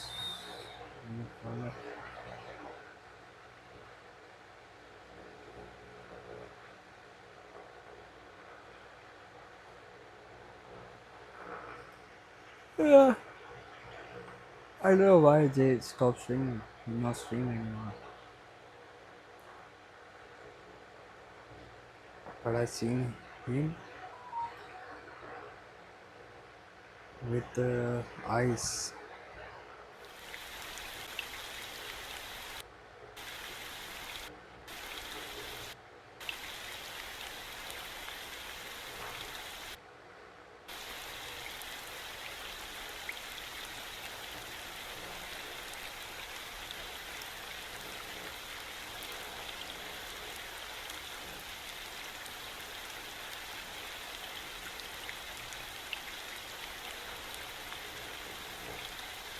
Oh, it's so peaceful.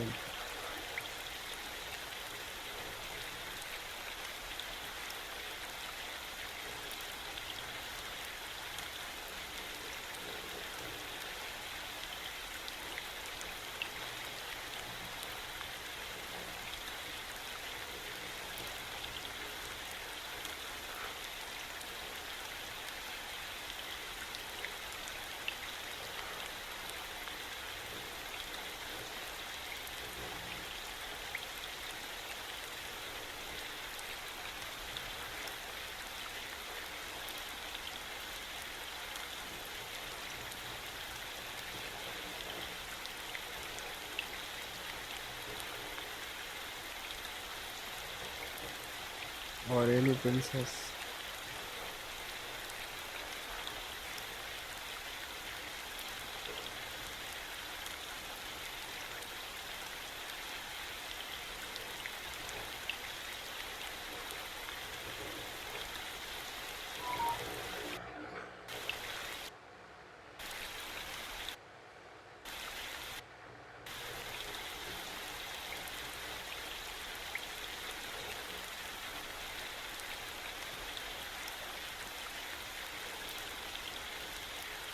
Going to sleep.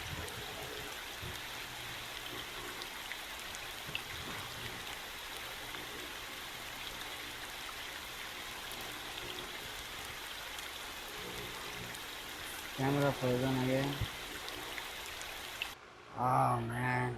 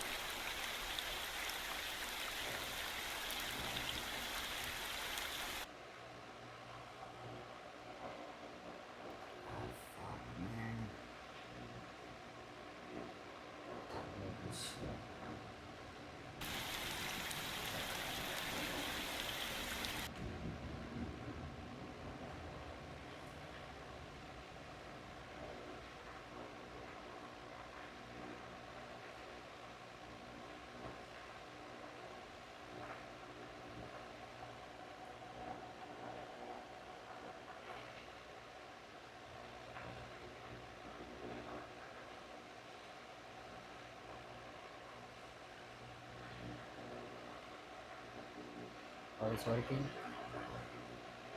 I think cable problem. Matching the cable.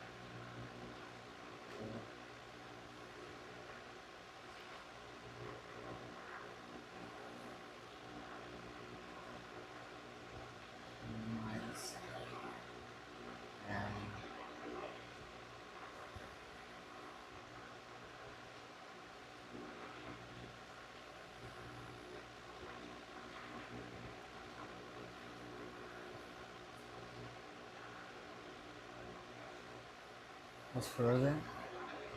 Oh my god. It's crazy.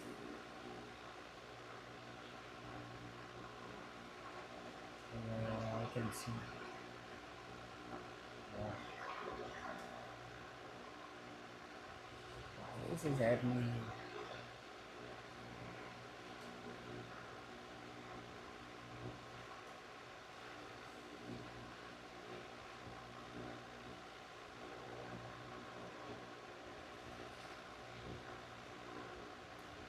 Audio browser.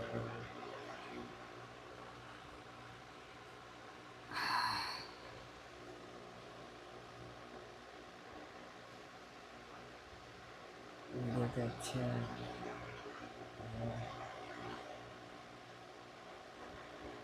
Oh my god. Kill me please, somebody.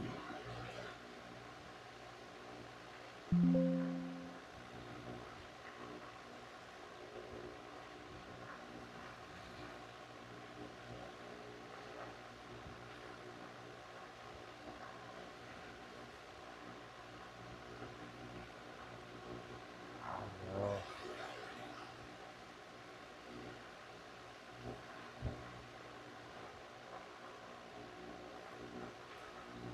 Capture. Please work out again. Ah.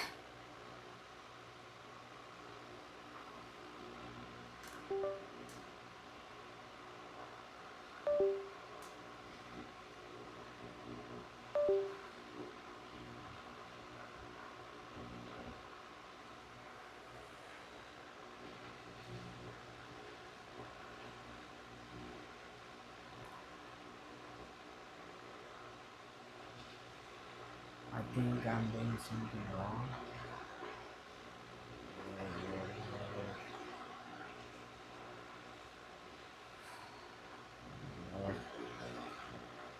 Capture.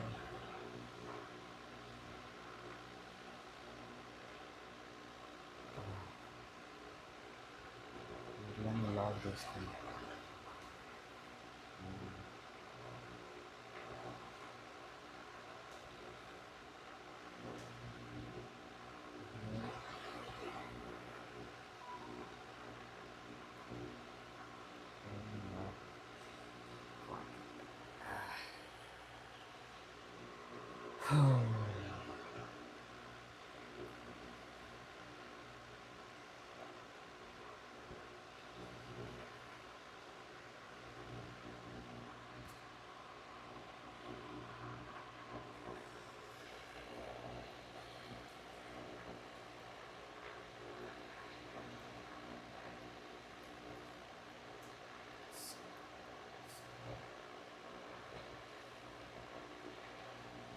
Sounds in English.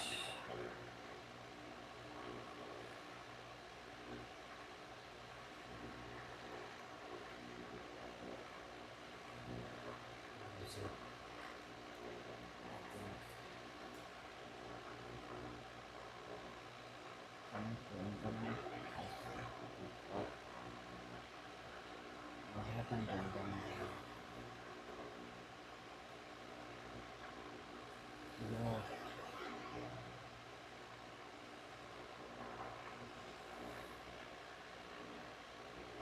Yes, videos.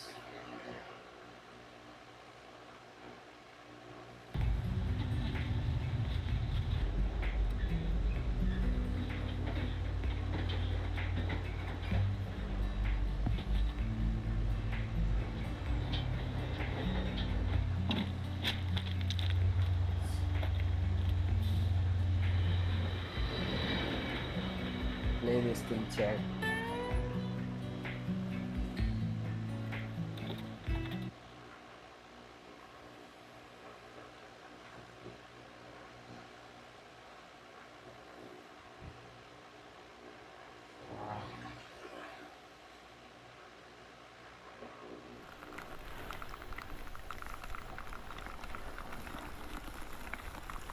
I'm going for sleep. Okay, I'll see you tomorrow, guys. Going for sleep.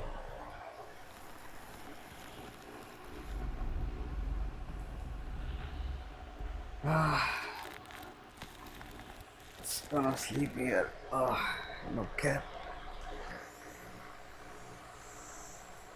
Until I wake up tomorrow. Yeah, but camera is still on. Let it be on. Oh my god, my back.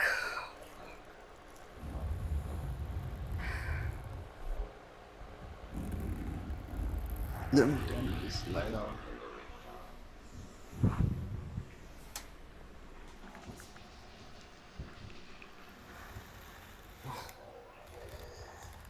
Ugh.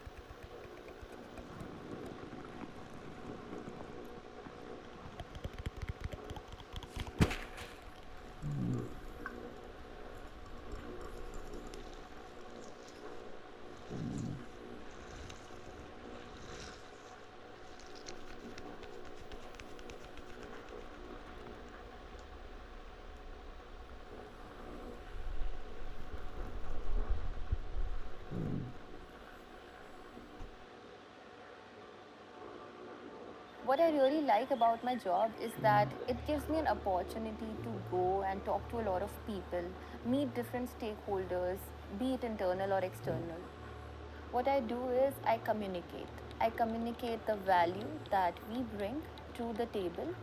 I communicate it Oh, to the I'm sorry, customers, guys. I communicate it to the channel partners, and I also Thank communicate you, that each one to of the you internal guys. stakeholders. A huge You element you of our guys culture means a is lot care, to me. and I could really feel the care element during the 2 months. I'm sorry, I forgot to say thanks to you guys. Oh, what is this thing?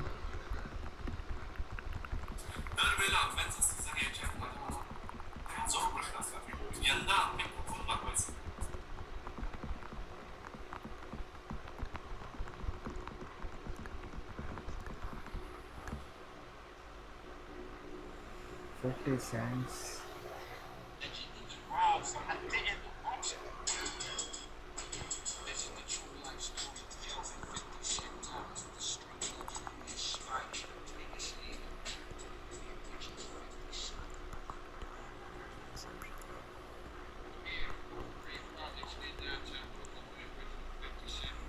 Okay, we play this.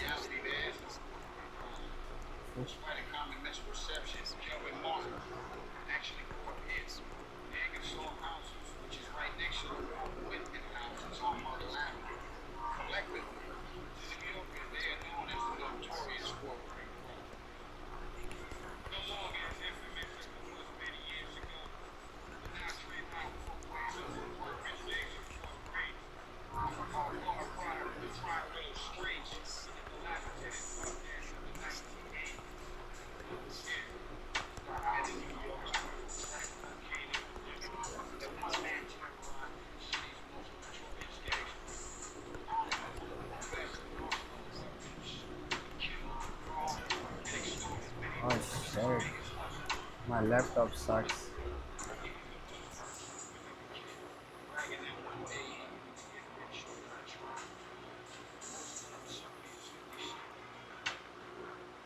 Oh, documentary. What I'm typing, man. My brain is cooked.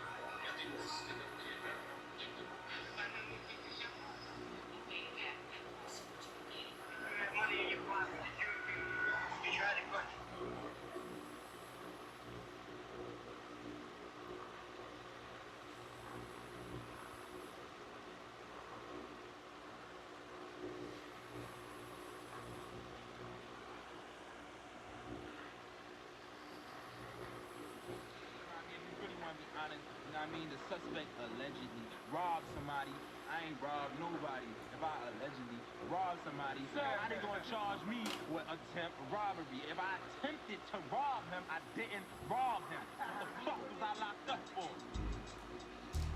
The parallels that exist between both the rapper 50 Cent and the original 50 Cent are ironic to say the least. Okay, chat. Thank you for everything, guys. Thank you for being here. Big respect to everyone. I'm going for sleep. See you tomorrow until you watch this.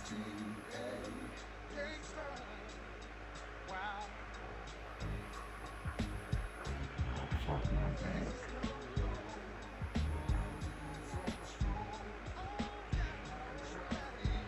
I need a massage, bro.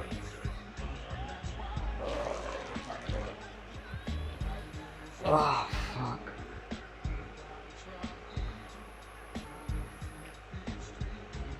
This is the true life story of Kelvin 50 Cent Martin, the street legend who inspired the biggest name in rap, the original 50 Cent.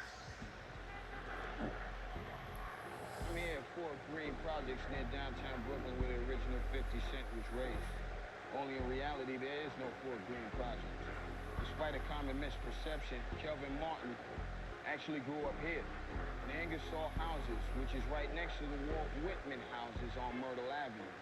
Collectively, to New Yorkers, they are known as the notorious Fort Greene Projects. No longer as infamous as it was many years ago, the now tree-lined walkways and the refurbished digs of Fort Greene are a far cry from the crime-riddled streets and the dilapidated drug dens of the 1980s. But it was here, at the height of New York's brutal crack cocaine epidemic, that one man terrorized the city's most notorious gangster. Armed with a bulletproof vest and an arsenal of weapons, he killed, robbed, and extorted many of Brooklyn's biggest hustlers. A cold-blooded crook. I need to go pee. I'll go pee and come back. And I will sleep. Most knew him simply as 50 Cent.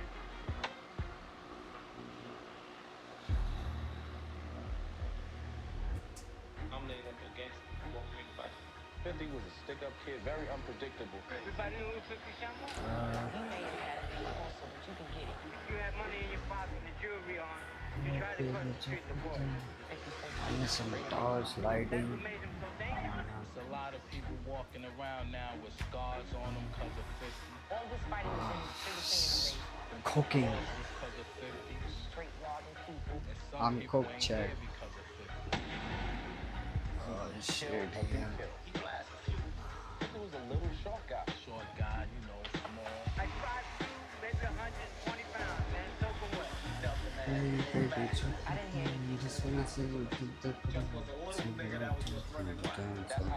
Shake your body like a belly dance. Just wanna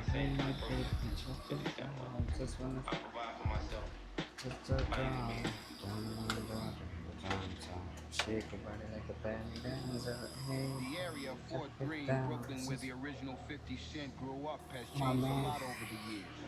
So we asked one of the locals for his take. Some Hi, my name is Bobby. I'm from Fort Greene. We're out here on Myrtle Avenue. This avenue has a lot of history. This neighborhood itself has a lot of history. And Myrtle Avenue was famous for raising hell, selling drugs. Everything was on this avenue. Whatever you wanted, you could have found it out here. From marijuana to LSD to acid to heroin. Everything was on this avenue. The avenue and the neighborhood has changed dramatically. Because I believe it's because the college students, they put a college here. It has gotten better since the 80s. The original 50 Cent comes from Fort Greene. He was a hellraiser back in the day. A bona fide legend. Everyone knows a story about 50 Cent.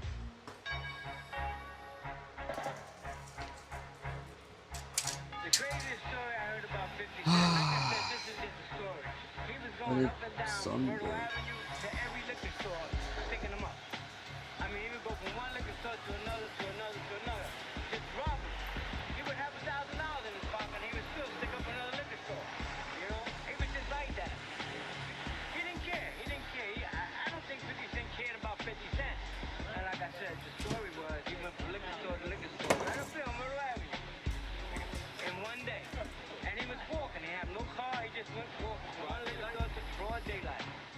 If you spent spent any time in front of the bodega or maybe the barber shop on Murder Avenue, you knew about his wicked ways. And you were duly warned to watch your back. Because I'm telling you, 50 was in the house, it was like the Wild West came with him. Man, I mean, this bro was so fierce that he had 2 long barrel revolvers with him, trademark. Always had him.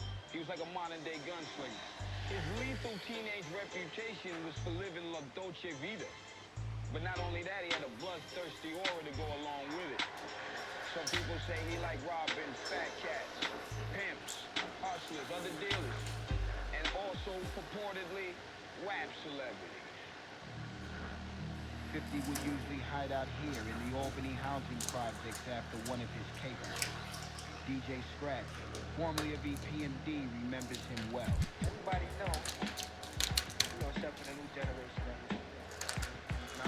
Bro. Besides what he had to do on the street, he was straight up and down dude. He used to come through my hood, Albany Projects, with the gold Jetta. When the Jettas first came out, like the Jettas was just cheap back then. He's the only nigga to have him, MC like Milton Gibbs. He's the only ones that had the Jettas.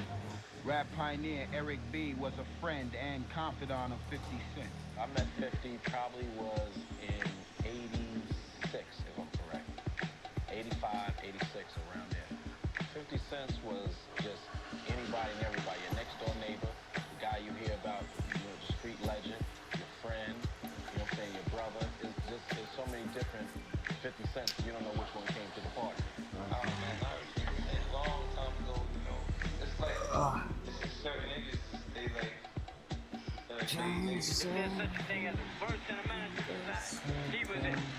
An old school hustler who made his mark on the streets of Brooklyn, the homie as he preferred to be called, witnessed some of the carnage that 50 Cent pulled back in the days. The first time I ran into 50 was, we went to Giant Stadium, they had a concert with Rick James, and then when the niggas from Bed-Stuy went there, they robbed the whole stadium, yo. I always told him he was a college legend. Like, he used to stand by the college and rob everybody at the college.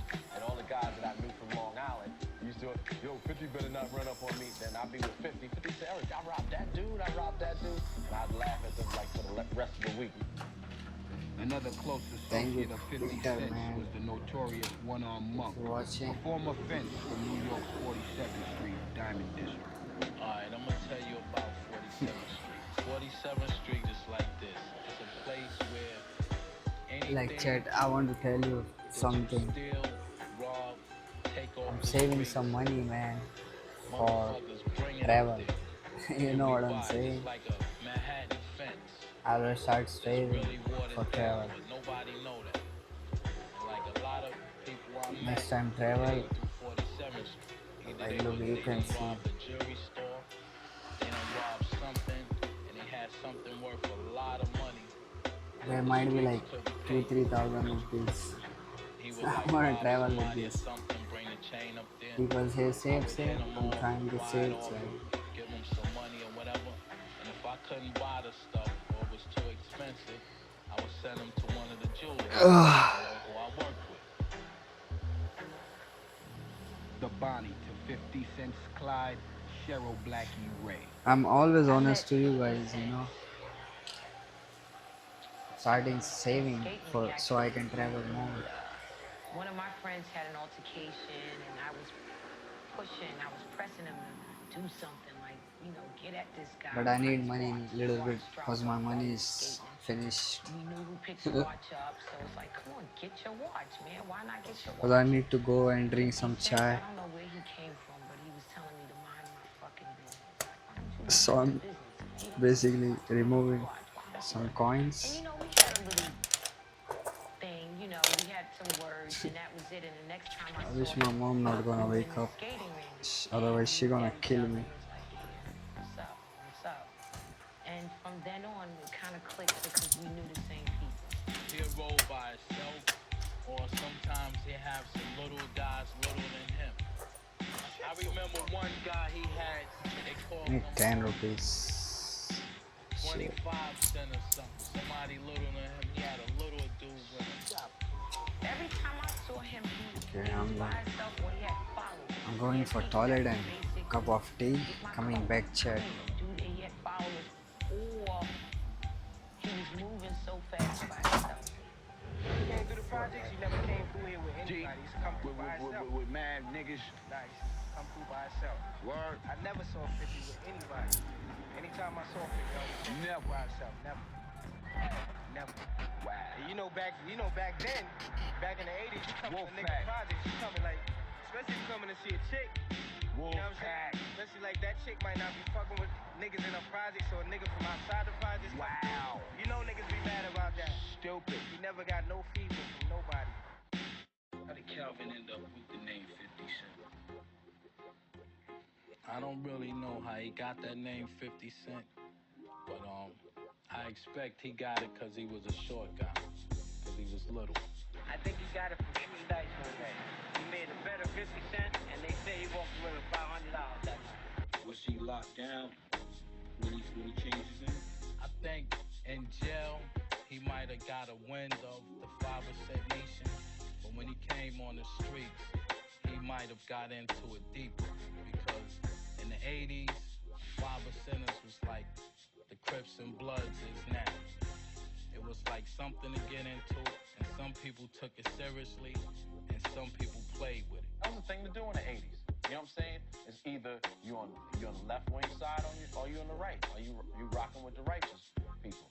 You know what I'm saying? You try to change your life and you try to do things that, you know, coincide with being righteous. But you know, 50 he come down to the mosque, want to rob somebody down there. Knowing him was like, you know, he was a wild guy, like crazy. I think because he was short, he figured he had to be wild or crazier than anybody else to get respect. His thing was to be at the person that everybody else thought was so much. That was the way I think he gained that respect, because those same people that were respected on the other side, that's what he went at. He was the kind of guy that, like, a lot of hustlers would be hustling, and because he was wild, they would have 50 under them for protection. He had like the most notorious cats that get respect out here, you know what I mean, on some body nigga shit or whatever. Like, he had them niggas under pressure. So That little dude. I remember we had a party and everybody from Brooklyn was at the party. And 50 was standing out by the tree with a mask on. And I came around the tree, I said, 50, come on, dog. Don't nobody know it's you? You the shortest dude around everybody and you got a black mask on and standing behind a tree like nobody don't know it's you. Nah, Eric, I'm gonna get these dudes right here. Yo, 50, come on, dog. We ain't come for all of that, man. Everybody else might have been trying to get a drink at the bar or trying to smoke weed. He didn't either. He didn't drink, he didn't drug. So he was always very coherent, like alert, where everybody started to slow down at the end. You know, in the middle of the party, everybody's mellowed out. He's still focused on what's what, or what could go on now, or who could be got. 50 didn't trust anybody. I don't think 50 trusted his own self when he woke up in the morning.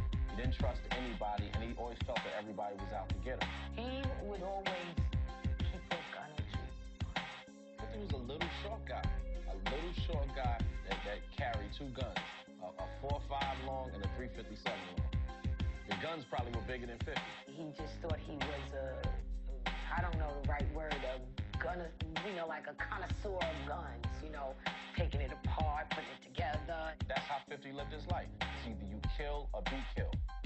You know, some people in life are suckers.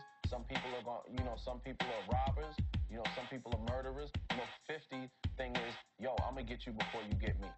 If you had to estimate how many people that this man murdered, how many would it be? I might know maybe like 30 people, maybe he might have did some work on. So this nigga was an outlaw. I mean, you can't just tear up 30 people, you know, whether they're alive or dead, and just, you know, shit be all right.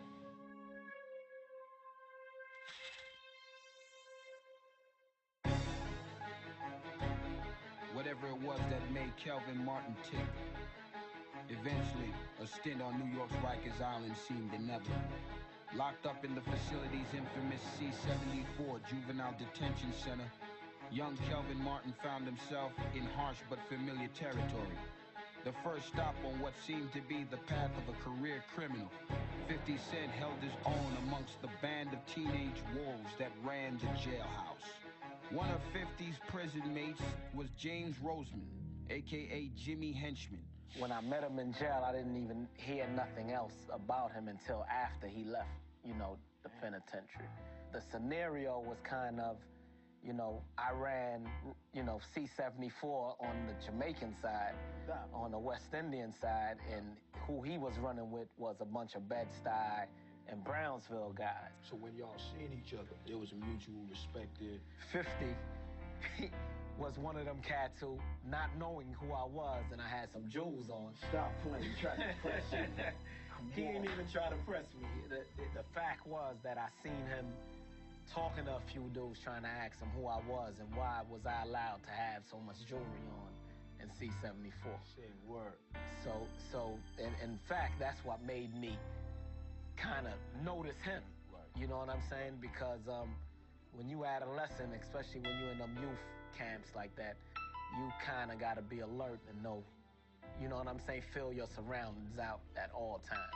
Of course, I felt it was safe to walk the hallways alone with my jewelry, you know what I'm saying? In fact, at one point, he came into the house that I was running and immediately asked to get transferred. That's something that anybody would do if he know he's outnumbered and don't want to be in a house that, you know what I'm saying, where the opposing side is at.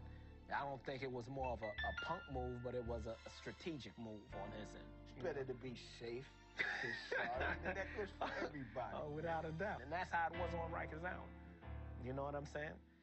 You know, and he was one of them guys that anybody from 83 to 85 that was on the island knew who 50 Cent was.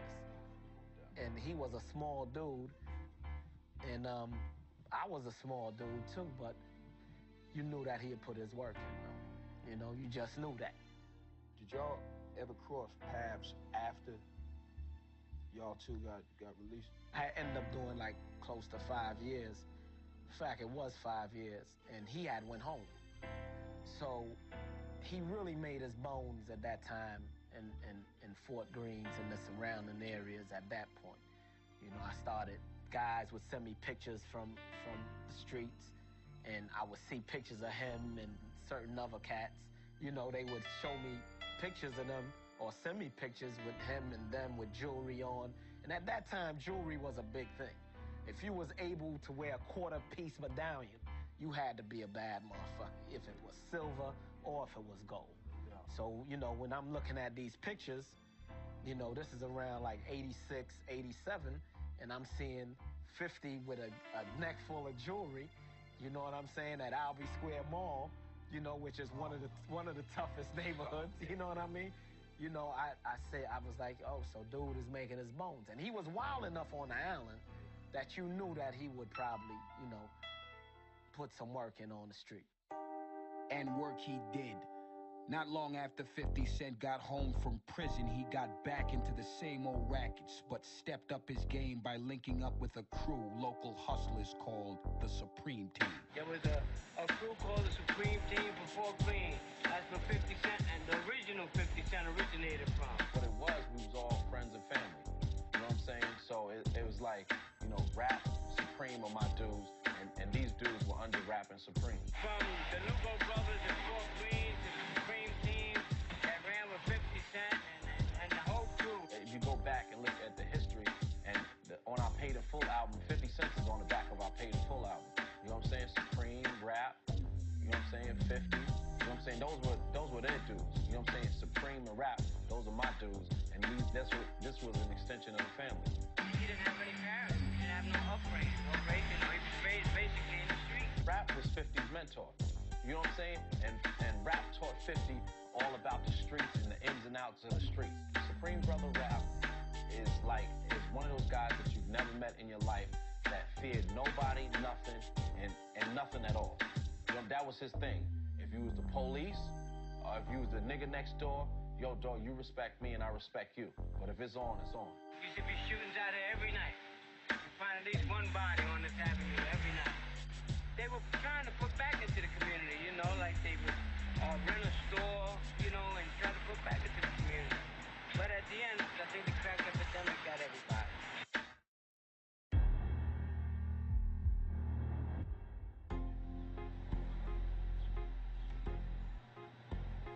A fixture in Eric B's entourage Some attest to accounts that Kelvin once double-crossed Rakim for one of his prized pendants, and even caught LL Cool J parking lot pimping in a White Castle in Brooklyn, where he ran up on Mr. Smith for his solid gold rope. Now, true or false, anecdotes like this is only a big part of the 50 Cent legacy, something he was well aware of and had no problem exploiting. But even with his hard edge and his notorious gangster reputation, there was a softer side to it. 50 Cent was a very, very good friend of mine and the godfather to my oldest son. And a special person to me. Born Kelvin Martin on July 24, 1964, to a single mother who was at odds with Kelvin's father, 50 Cent was a precocious child with a penchant for reading. At the age of 8, Kelvin's mother penned a note to the youngster and sent him alone on a 2-hour bus ride to the home of his paternal grandmother. Most of Kelvin's formative years were actually spent in the Bronx. Kelvin attended school and played basketball in a predominantly Puerto Rican community. There, he was given the nickname Little Shab, so named by the older kids in the neighborhood because even as a youngster, he was tough and always well-dressed. His Aunt Patricia, seen here with Kelvin during less turbulent times, declined to be interviewed, but was generous with many of the details surrounding her nephew and his parallel lives. Close in age, they were more like brother and sister, except Pat was also his disciplinarian since her mother was too elderly to chase after him once they moved to Brooklyn's Ingersoll housing project. Friend and loved one Cheryl Ray. I would say the nature of our relationship was more brother-sister. And yeah, like definitely a brother-sister. 50 Cent had a problem with everybody I ever talked to. If he didn't rob them and then he wouldn't come back around me, or he would do something until unless he thought that person was right for me. Like, okay, you could be with him. The streets of New York were extremely violent in the 1980s. Thus, Martin was particularly protective of his then teenage girlfriend, Precious Golston. One of the things I was thinking about, can you describe in your own way what our brother was like? You know, everybody was talking about 50 Cent, 50 Cent. I'm like, okay, I'm thinking he about 6'2", 280. This was my image of this 50 Cent because, I mean, every time I would hear something about him, it was, you know, this guy. I was in Abbey Square Mall, and I think I was on the second floor, and Trinity Jewelry Shop was downstairs. And as you walk out, you know, you can look straight down, and there was about, like I say, about 15 of them. But, you know, he always was the littlest, but he stood out. So it was a couple of my friends or whatever, and they like, that's 50 Cent. And I looked over, I'm like, that, and I just laughed. He didn't have a problem with having a girlfriend, and the girls that he really cared about were not the ones like me, were not the ones with the big earrings or the gold teeth or the boosters or the jostlers. That wasn't the girls he was really attracted to. He was attracted to that girl that was going to school. Let me leave it to you. What did you see him? He was my best friend. He was a damn good lover.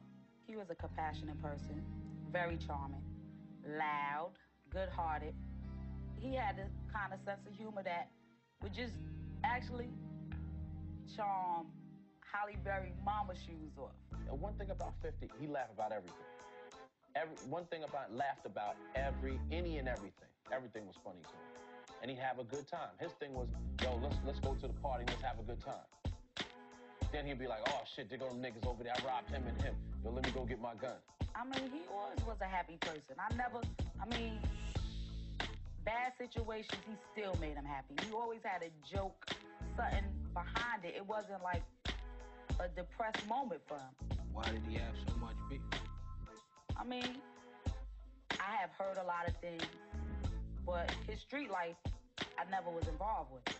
You know, what he did outside, that was outside. When we was together, that was our time, you know. Precious and Kelvin got so close that he moved into her family's small apartment right off Atlantic Avenue at the Albany Projects in Crown Heights, Brooklyn, after she got pregnant. His first daughter, Makia, was the apple of his eye. But he also had a special place in his heart for his Aunt Patricia's daughter, whom he helped raise. A family man in heart, he was especially protective of his brood and beloved by his neighbors. Fortunately for them, they never fell victim to his mean streak or the material lust that made him into an incorrigible stick-up kid. Not long after we became friends, there was a girl on I don't know, I don't even want to say where because she tried to figure out it was me. She had a Louis Vuitton bag and I wanted a bag. I didn't have a designer bag and I only saw, and he gave me his gun. Go ahead, go get it. I'll come with you. Just take the bag. Take it. Why not? Take it. And I think that was the first time I ever really had a gun in my hand and knew if I pulled this out, and I had him there with me, and everybody's 50 Cent, you know, they were so busy looking at him, they didn't even notice I had a gun or took her bag. They were so concerned with who he was. So that kind of made me feel like, wow, this guy got a lot of power. He was with you all the way. He ain't gonna give you 90%. He gonna give you 100. So, I mean, he was down for life. There's a side of him that people just, I don't think they ever knew. You know, very caring and concerned side. He didn't show it very much, but you knew it was there. He could come in and not talk to me and have a stroller for my son, or a bassinet, or a water cooler full of change. And talk maybe not even non-stop. certain words. Throw it down and leave. This kid was very unpredictable, but if he had loyalty to you, you know, his loyalty would be around with you until you die. You ever seen any fights? Oh my god, it's fucking hating me. Jeez, today gonna be hard to sleep here. Fuck. It is what it is. Where is the phone though? Towards him while he's shooting opposite. Huh? Yeah. We could do after that was fight. Like, why would you shoot with me coming across? That was this kind of stuff we would fight. Regardless to the street attitude that he had, the attitude wasn't towards me. The friendship had gotten to that point that I knew, regardless of us fighting today, he was still going to be there with me. Yes. Astawakra. Yeah, exactly. And become who he needed to become any day. Yes, my bro. That's why he was so unique. It's working fine. I mean, he can speak other languages. So it wasn't just, I mean, he actually speaks Spanish. Not just, you know, a couple of sentences. I mean, How are you, man? But I connected to PC. Revolutionary books. He wouldn't read like... For IRL, internet is bad there. Those kind of books too. More or less history. He would send different people to pick up books for him.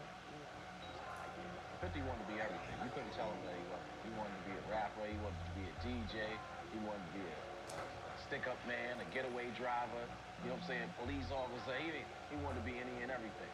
I already know that you have a very dear relationship, and I know that he was happier just as the way that we're made, you know, when we found love, you know.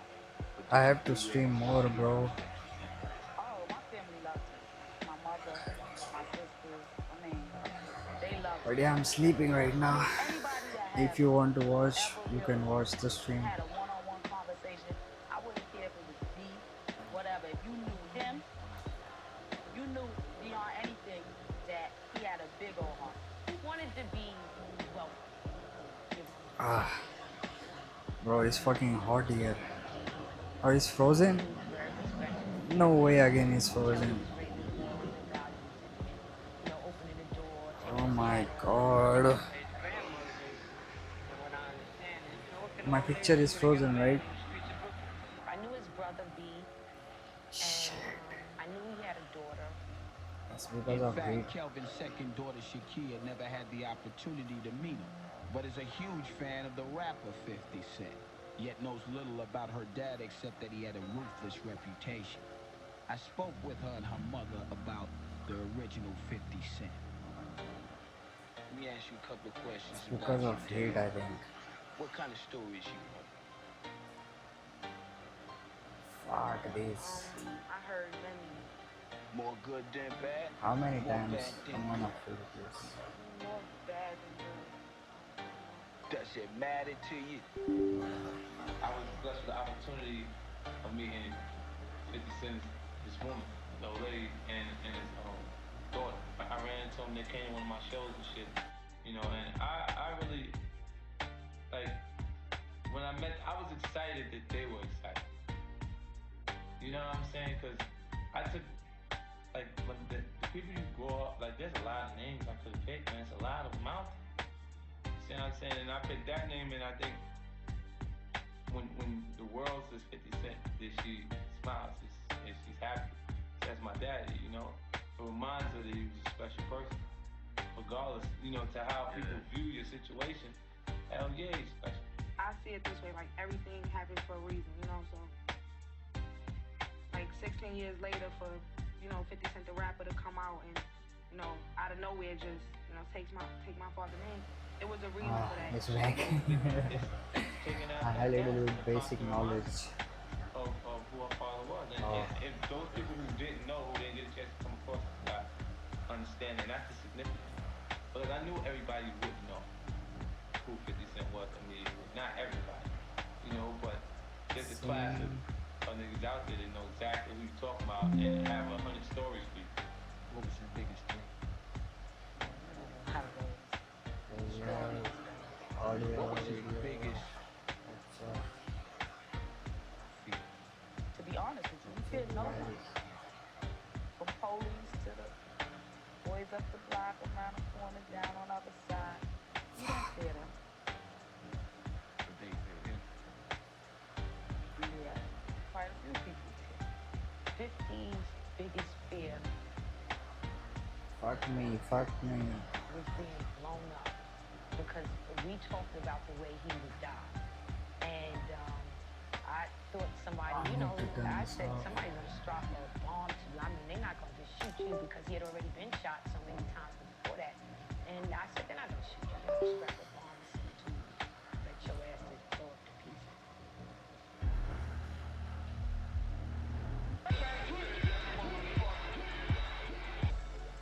As Curtis Jackson grew into his own thuggish reputation, drama followed him wherever he went. Raised without a father, he lost his mother to a senseless murder. It is widely rumored that she lost her life in a beef over a debt owed to members of the Supreme Team that controlled most of the drug dens up and down Jamaica Avenue. Oddly enough, this ensuing crew from Queens allegedly took its name in part from the Supreme Team in Brooklyn that dominated much of the illicit activity in and around the Fort Greene area, and who the original 50 Cent ran with a decade earlier. I took the name 50 Cent because I wanted to be. I don't know, it's keep happening. It still says everything that I want. Check. Okay. Without saying much, it says Check my test. When I heard about this rapper 50 Cent, actually my oldest son was listening to some music in the car, and I was like, wow, that sounds really cool. I was like, wow, you 50 Cent? He's dead. What are you talking about? I said, no, this is 50 Cent. I said, no, your godfather is dead. I just, wanted to see where did he get this name from? Like, what made him able to carry this name? 50 Cent. Do you know who 50 Cent is? That's an unusual name. So when I first heard that Okay, it's working fine. Check. it always kind of made me wonder, did he know 50 Cent? Did he hope it's still working. Get the name from this guy 50 Cent? I don't sugarcoat the shit, you know what I'm saying? They ask me, I'm like, yo, I'm nigga up against Fort Greene Project. When 50 first came out, he never really told anybody how he got that name. I'm trying so hard and get so far. Take a name from But in the end, it doesn't even matter. You need to always big that person up. But a lot of people just so happened that the first record that I put out, it was notable. It was Hot Raw. And because he did a thing like that, he thought, oh shit, but I got one from Rock County, got back. Yo, that's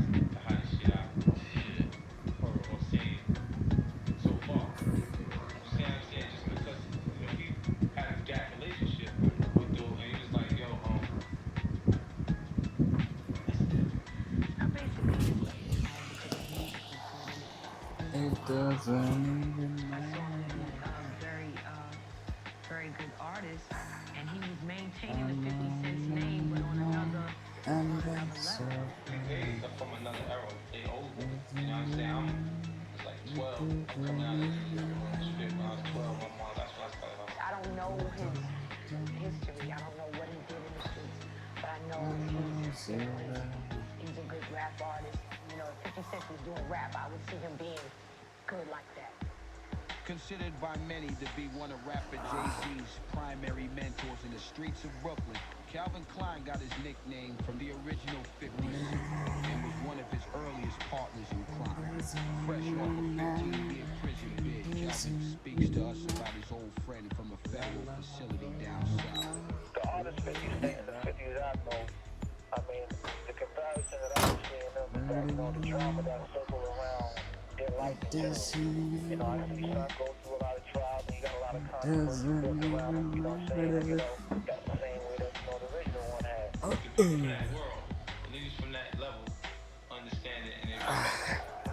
You know what I'm saying? And it's new to the world.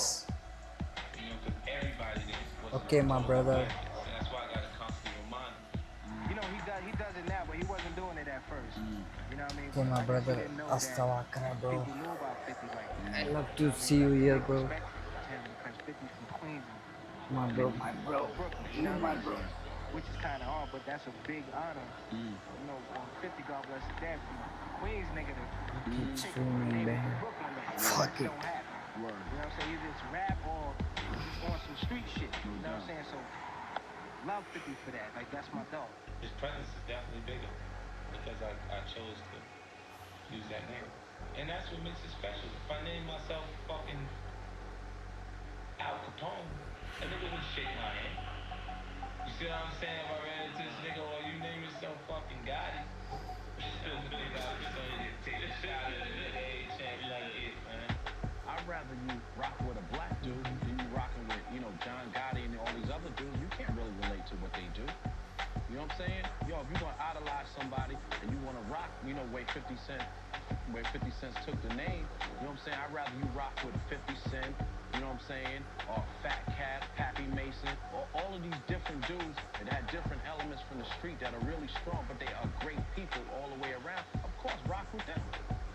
What name you would say matched his personality? The only reason why I picked this name Oh, it's day 3. is because I I'm not have smoking. really thought about a lot of things that this person say, and I would think Tupac, honestly. From a one-on-one with me and him, he was that deep, you know?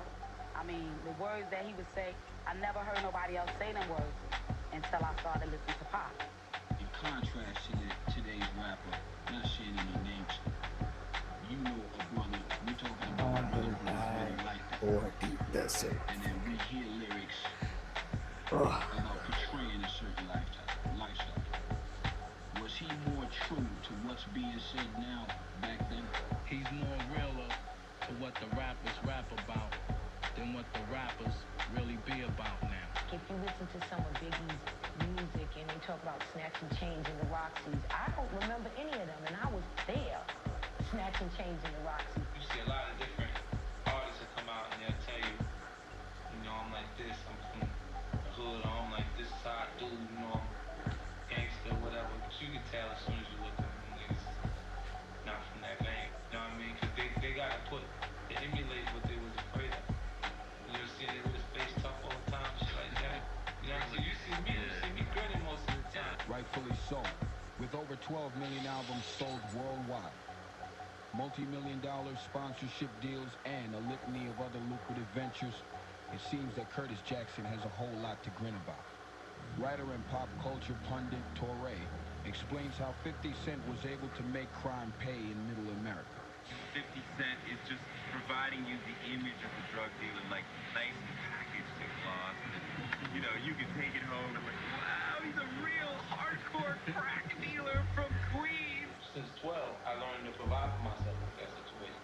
There are very, very few rappers who are current criminals, who are also criminals, who have other jobs as criminals. with a title like Get Rich or Die Trying, I felt like my average working class person saying they gonna get rich or die trying just means that they're determined and they ain't stop for nothing to get what they gotta get, you know. And people, for me, because of my lifestyle ahead of it, the things that they've heard about my life makes them think that I mean it literally. But I do. There are some rappers who have been criminals. There are some rappers who, some people who become rappers and then they are forced into situations by, people attacking them or things happen. Niggas know my track record ahead of music, you know what I'm saying? And it's not that a nigga gangster really #1, but a nigga is real with it. So many people seem to think that there are a lot of guys who are on the mic and are, dealing coke or, and I just haven't seen that. The parallels that exist between both the rapper 50 Cent and the original 50 Cent are ironic to say the least. Why would he choose the name of the grimiest member of the crew as opposed to one of the big dogs like Dementia or even Killer Bear? The only cat from Fort Greene with a mural in his honor. If this 50 Cent that's here now, what he's rapping is what my 50 Cent was. When I first started hustling, I used to have to tell my grandparents I was in the after school program in order to get the extra 3 hours to be in the street. If he's rapping what he's lived, guess it's a comparison life. The rap star's former manager Chaz, a.k.a. Slim, gives us his particular take on the sordid rap of the original 50 Cent. 50 Cent before Green, I didn't really personally know him, but just to keep this shit straight, that, like how the hood is, we get fucking accurate information on people, and the things I've kind of heard, he had kind of like a grimy reputation, you know what I'm saying? I'm from Queens, but I had niggas around me that they were in that age bracket, so he was seriously relevant to them. 50 Cent the rapper, I know 50 because I'm from Southside, Queens, and 50 came to me a while ago because, I kind of understood his music. I fell in love with this shit in '97 and been crazy about it. Through the Colombian situation, that's when I was involved with Trackmaster stuff, and we began to talk about his career, whatever, and we decided on a handshake that I co-managed. I'm on Columbia Records, and I get $65,000 in advance when I do the deal. $50,000 goes to Jam Master Jay. $10,000 goes to attorney to negotiate the release between me and Jay, and my new deal with Columbia. I got $5,000. I bought 250 grams. I was right back on 134 because I broke. But I had a little boy, my son, my piece is 7 right now. You know what I'm saying? Like, I gotta take care of this little nigga. You know what I'm saying? So it's like, I gotta do what I gotta do. His music, man, was like music that I kind of understood, you know what I mean? Because he was talking about shit that, I kind of lived, and I kind of really was feeling, what his music was about. I don't listen to a nigga like a critic and be like, yo, that shit's whack. I hear something hot, I'm like, damn, son, that shit's hot. I'm doing it over right away and give you my take on it. You know what I mean? So if it's mine, my shit is my shit. Your shit is our shit. We gonna share that. Cause I'm gonna put it back on the street before niggas can get used to you. He was saying some shit that he, like, fuck it, whatever the consequences are, And I'm not saying he was a killer or nothing, but, physically he would handle himself, you know what I'm saying? Like, he wasn't scared to, to knuckle up with motherfuckers and that, it wasn't like that. There's some niggas are weak, no matter what. You see me in my situation, when you look, you say 50 Cent, you say G-Unit, you see I'm ahead of the situation. Cause I created the situation. Cause niggas didn't believe in the situation. 50 had, actually he had a song called Get Off Your Run back then. I told him actually, although the concept was hot, and I told him that wasn't a very good idea, to put that out, but he didn't do it at that time. But 50 actually, as he goes along, 50 is one thing, he might respond one way at a time, but in 50's mind, 50 does what 50 wants to do, right along. There's two different type of people. There's people who do the wrong thing and enjoy doing the wrong thing. And there's people who provide for themselves by any means. I'm the same kind of person, 50 Cent was. I provide for myself by any means. If I'm starving, you'll see a different nigga. In the song Ghetto Quran, 50 mentions several of his area's biggest hustlers by name, as well as referencing some of their most infamous capers in the record, which by hood standards is taboo. I think that he did it like really because he was really like kind of like, I don't want to say proud to be from Southside, but he was proud to be from where he's from, like anybody else, and he was repping his hood. But like you noticed that in I think one of the newspaper articles, they had the lyrics from the song. You know, the law enforcement, when they hear shit, they take that as truth, and it could come back to haunt you. He is quoted as saying, when you hear talk of the South Side, you hear talk of the team. See niggas feared Prince and respected Preem. For all these slow motherfuckers, I'ma break it down iller. See, Preem was the businessman and Prince was the killer. He even mentioned Williams by name in the song. Quote, man, I'ma get cheese like Chaz, then run through whips like cigars. It was lyrics like those that not only exposed these men to heightened scrutiny by the authorities, but also earned the rapper the antipathy of the city's most notorious gangsters. He did it, you know, like he didn't do it with that understanding. He didn't understand it as dry social situation. He again was paying homage to his hood, and that's what he thought he was doing. I'm happy to have went through the things that I went through then, because I'm happy to be who I am today. To add fuel to the fire, 50 Cent was already beefing with Ja Rule and his crew over an incident involving a fight between both camps at Manhattan's Hit Factory recording studio, which left 50 Cent and his associate bruised and stabbed. Matters got worse when one of the two men filed a police report over the incident at the 53rd Precinct, just a block away from the studio.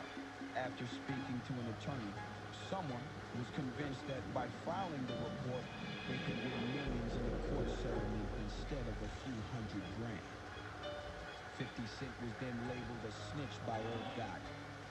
We actually, you know, was released, you know, just prior to, I think, one of his first incidents in the Hit Factory. You know, me and him had, you know, just parted on handshake. The niggas just from that era teach you. You see what I'm saying? That I never was trying to be intimidated, because that gets your head blown off. Shortly thereafter, Curtis Jackson almost had his head blown off when he was shot 9 times as he sat in the car in front of his grandmother's house in South Jamaica, Queens. Word on the street was that someone associated with either Supreme or Murder Inc. was involved in the plot, that this man, Darryl Baum, a.k.a. Homicide or Homo for short, was the trigger man. Homo, a known killer and rumored to be a paid hitman, ironically was a friend of the original 50 Cent. No one was ever charged for the crime. Luckily, Curtis Jackson survived. After I healed up and everything, when I was back, you know, I was running around with the best guns every day, just because I didn't have an option. Music, who says the music's gonna work?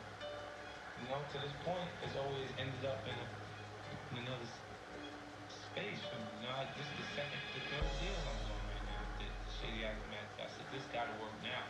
But before I gave that a shot, I'm gonna be honest with you, I was rapping just because I love music.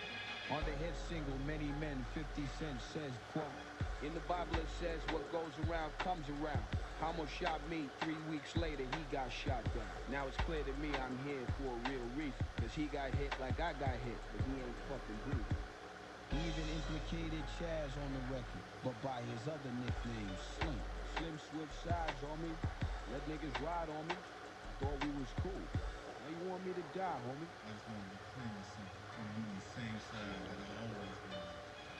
You know, I'm not here to bash 50. I'm not saying that he's a snitch. You know, but when people say you're a snitch and you don't call me to clear it up, there's nothing I can do. You know what I'm saying? And when you don't return my calls, there's nothing I can do for you. The two men as of yet have not spoken. Why has 50 become a street? I guess with the rapper, 50 Cent, you know, saying that he got his name from this guy from Fort Greene, you know, not just to say because of him, he has always been internationally known before the rapper. But I guess he just put a little more icing on the cake. After I met with his woman, I felt like and from her conversations, you know, that they did expand a lot of the shit.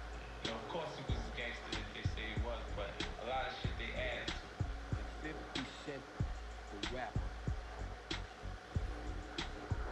was here with 50 Cent, the gangster.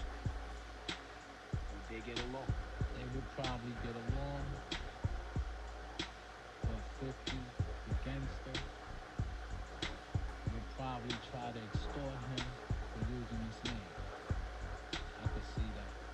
The little bastard? The little bastard would try to get paid off the rapper because he used his name.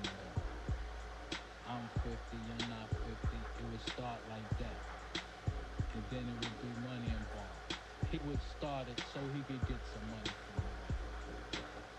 And if the rapper didn't pay? More than likely it would be a problem. For who?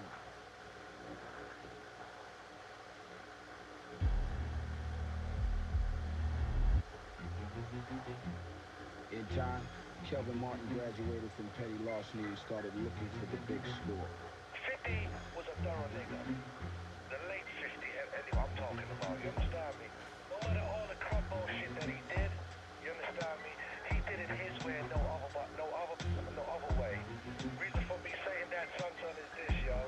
He broke all the motherfucking rules back in the days, yo.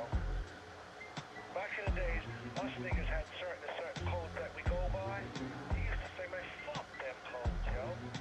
Sadly, 50 Cent started robbing just about whoever he could, particularly several of the area's biggest hustlers, some who were friends.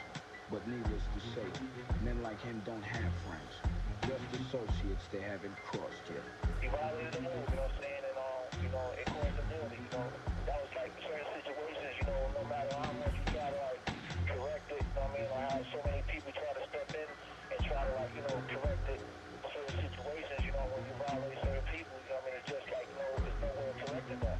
Really, I got nobody else, I haven't really seen him no more after that. Extortion, subtle as it may be, wound up being both his financial windfall and his personal downfall. Draped in gold with his pockets full of cash and pimping a tricked-out Volkswagen Jetta, Kelvin Martin's lust for material wealth turned homies into victims and his name into mud. He pressed one too many G's, lost his ghetto pass, and his bulletproof status would revolt.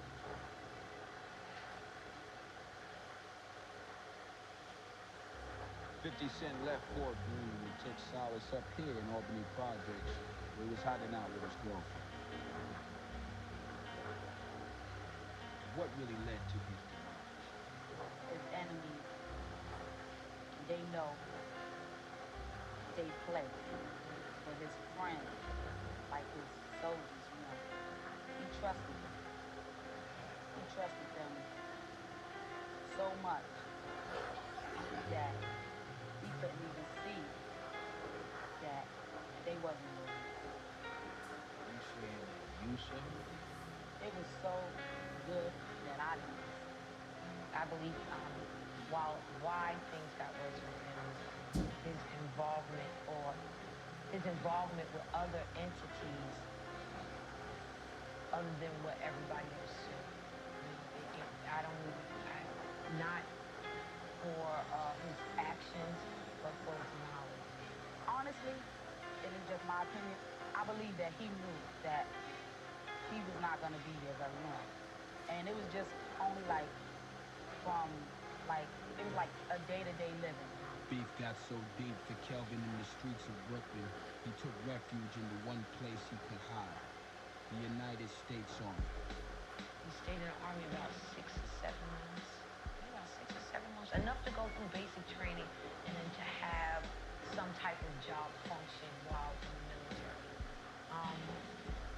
It was so funny, he sent pictures just to see this guy in a military uniform and really serious about, like he sent me walking on the picture on the bottom of the picture. Hey, black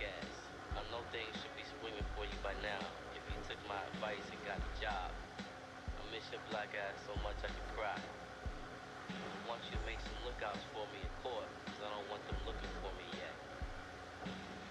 Well, I hope you find time to write back. If not, fuck you. Send some flicks. Love always, your brother, 5-0. According to his Army records, which the infamous Times has acquired, Kelvin Martin made good marks in the military and showed promise for a solid career in the U.S. Army. His reason for going in the army was that he was running. He was trying to get away somehow. I can't remember exactly what he was trying to kill him. But people were after him. They were after him to the point that he wouldn't come to the house because he thought people were following him. And he knew he just had to go. And his concern was, at this time, not just himself, but the other people that he had in his life, his family, his daughter, his godson. You know, he was concerned. I respect him because you have a lot of individuals that, you know, will run and hide and jeopardize other people, but that's one thing, you know, most of all, he tried to do was keep his family out of it. However, the long arm of the law eventually caught up with him down in Fort Benning, Georgia. Fulfilling a warrant on an outstanding felony, he was honorably discharged and brought back to New York to face charges on yet another robbery. He would also have to face some of his old demons as well. Now literally a trained killer, 50 Cent was even more dangerous. With his back to the wall and a new bag of tricks he picked up from boot camp, he was much more proficient with a firearm and more willing to take the life of anyone who got in his way or threatened him or his family. Now I remember 50 being shot in the mall. 50 had robbed the dude's brother like maybe a month before that. Him and one of his partners. So the guy came back and robbed 50's partner. When 50 and this other kid came in Albany Projects and shot a hole through the dude's door. I knocked on the door and waited for somebody to come and just shot a hole through the people. So when 50 saw the guy brother in the mall, he thought it was the dude he robbed. Because the brothers look alike. And he tried to approach the young boy. And that's when the kid shot him. I don't know how long he stayed in the hospital, but that still ain't changing. Because when he came out, he was still doing his same shit. I think that might have made him crazy, being shot and not killed. Because usually if you get shot and it don't kill you, you think you're invincible. He had gotten shot and people believed he was dead. And he just left it that way until he decided to really come back out. He was shot at Albert Square, Maryland. Once he survived. As you remember, was he different after that experience? That's, I believe, when the vest really came into motion. And it wasn't every day that he wore a vest now. I mean, you know, people who start exaggerating, it wasn't every day that he wore a vest, because if that's the case, we wouldn't be sitting here now. He never tried to pull his coat. Did you see something like he was going too far, man? Yes, he was going too far. And like it's hard to like direct somebody in that type of atmosphere that's going crazy, robbing, stealing, shooting. I guess the rush for them keeps them doing it. And nothing you can say could stop a person that's getting high on something that's making them feel good. He knew that people were after him. You know, he knew, you know, it was like, I need to do something on the way out. When I seen him, he ain't have a sneaky look about himself. He had more like a humble look. It wasn't the same way he used to be, like ready for anything, sneaky, gun showing, all of that. He was more relaxed, more cool about things. Did 50 know something was going to happen to him?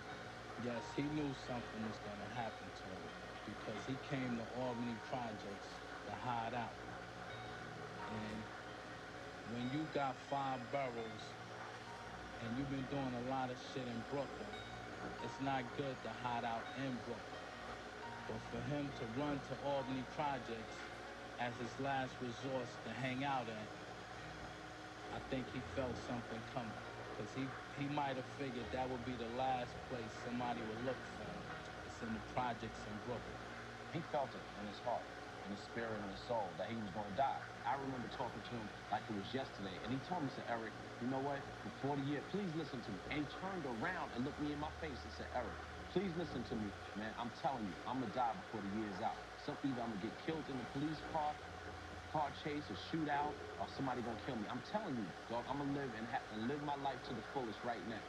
Was there any talk on the street that, something was coming this way? Were there any, warnings that you ever saw that he might have been, it was time for him to get out of the game? Yeah, but actually, I ain't never heard any talk or anything like that, but the day he got killed, he came around, do his usual, pull up over here, and I noticed that somebody broke his window, which was crazy. Like, yo, this nigga, somebody broke 50 Cent window? Like, that's crazy. So that was like basically a warning right there, you know what I'm saying? The last thing I remember saying to 50 was, down here in Albany Projects, more than likely you'll be safer here than anywhere else, because no strangers will come down here to try to do anything to you. Nobody just walks up. Whoever would do anything to him would have to be somebody he know in order to come in the projects, to hang around the projects, to do anything to somebody in the projects during that time. Not only that, wouldn't you? Would anybody have to be for a brother like that? Be close to him? To get up to him? Yes, it would have to be a friend of his to even come in there unannounced or announced or anything. So, especially if you're on the run. If you're hiding out, you're not just going to let anybody next to you. You're not going to let nobody near you unless you know him. You're right. Unless you really know that nigga. As you would expect, there were plenty of giants who had a motive for having 50 Cent wasted, and plenty of wannabe giants itching to rub him out. Forgive me for asking this, but back in those days, who had access to an army? I don't know. Who had the balls to do so? I don't know. Against the giant? I don't know, honestly.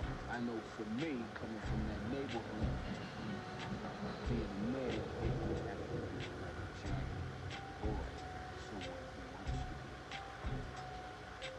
Either way, by this time, 50 Cent had made so many enemies that who did it wasn't important. The entire neighborhood knew why he was killed, for being the grimy dude that he was. Ultimately, the man who pulled the trigger was neither giant nor wannabe giant. Kelvin Darnell Martin, a.k.a. 50 Cent, was shot and killed by Julio Acevedo, a.k.a. Wemo. Wemo was forced to do it after anonymous culprits kidnapped a member of Acevedo's family, threatening to kill them unless and until Wemo, one of the few who knew where 50 Cent was hiding, would go and kill him once and for all.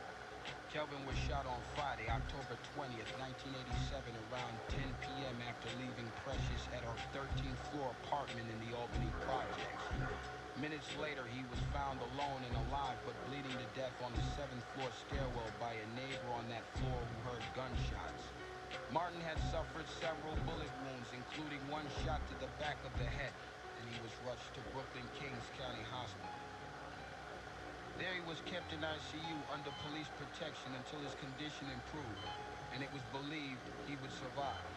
He was later moved to a general care ward of the hospital, only to have his health worsen suddenly.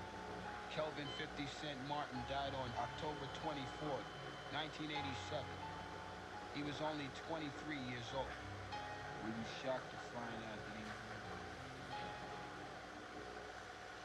I was shocked to find out that he died. Why those choice of words? What's the difference to you?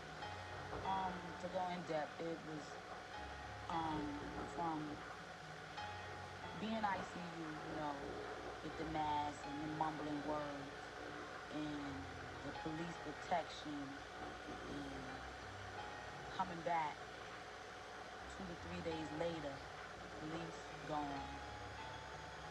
I'm in a regular trauma area. And to die after that. That was the most traumatizing of it all. Because once I seen that he made it through ICU and the hard time was over, you know. I knew he was gonna get better, but it was one thing that he just kept saying that, don't leave him here. And 50 feel that someone was going to try to finish what they started while he was in the hospital. I mean, he wasn't direct with it, but he didn't want to stay there. You know that something eventually was gonna happen to this guy, but you just didn't want it to happen. It came to a stop. Did you see certain things from the outside looking in? You know, certain crew members that did not feel right? I mean, only thing that I could say that it took too many people to just kill one person. Despite rumors to the contrary, no one spat on his body during the funeral.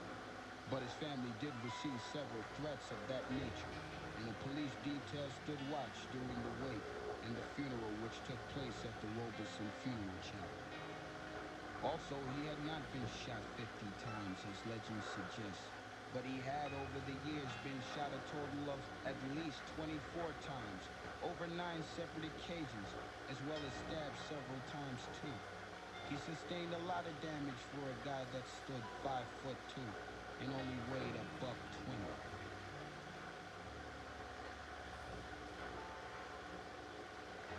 So you wasn't surprised. Knowing the circumstances, and knowing the wolves and the foxes and the lions and the tigers that he was around, no, that wasn't a surprise. That you know, usually, you know, when you're in that penitentiary and you get that wire that, yo, they just killed so-and-so. You know, you usually, and especially when you have the kind of lifestyle that 50 had, like I'm sure if that wire came to them about me at that time, you know, you're just not surprised. When you've already said in your own heart, yo, I know it's over for me. So, you know, I didn't take it any kind of way. I said, you know, he got what he said he wanted. Is this whole thing a movie? It's beyond a movie because who would have thought 16 years later it's a rapper to come out, the cause of his death, the individuals that was involved. You know, everybody, you know, started, you know, these rumors, and that was the biggest rumor and biggest, like, it was like an Agatha Christie movie. Who killed 50 Cent? You know what I'm saying? Oh, this person did it, and that person did it, and everybody, you know, it just kept, and up until today, you know, it's kind of surprising that everybody, you know, wants to talk about it because it's always been like a hush-hush. Nobody wanted to talk about it because of the ill feelings that, you know, that went around and the rumors that went around in circles. How should he even say, like, maybe a statue on the corner of, like, say, Fulton and Kingston, and like a gun in one hand, and maybe like his heart being opened up, just all kind of things filtering from the heart, like from money to pampers to food, you know, because he didn't only do good things for me, he did it for other people. I mean, I would do anything just to have him in my life. I mean, it would be better if he was here. And that's just the way I feel. That's how much love I have for him. I would say two things to him. I would say one thing, that I was wrong about the projects being safe for you because they dealt with you in the projects. And another thing I would say is you didn't have to be so crazy to be known. I think that's how he probably want to be remembered, as a nigga who put his work in, you know, as a nigga who went for his, you know, even though he was a small dude, he stood up, you know, and that's probably, you know, the way he died and everything else is, you got some people who'd rather just die like that. They don't want a heart attack. They don't want to be in a deathbed off of sickness. You know, some people would just rather go out with the glory of a bang. Is there anything that you would like to see done by 50 Cent the rapper? Something like in memory, you know, my father. And I just want, you know, 50 to stick around. I mean, he's not, you know, no kind of relation to me, but, you know, family-wise, everything. But just stick around. 50 I met that didn't have no money, that was still struggling and is coming up in the game, was a great person. You know what I'm saying? So I'd like to see him take those same great qualities and mentor, you know, his daughter, you know what I'm saying, and take her under his wing and say, yo, this is going to be my godchild, and we're going to rock as a family. So, last thing I want to ask you is if you could say something to 50, whether he's here now or just beyond the grave, what would you say to him? That you'll never be forgotten. You know, and I'd be dead serious about it, because I see too.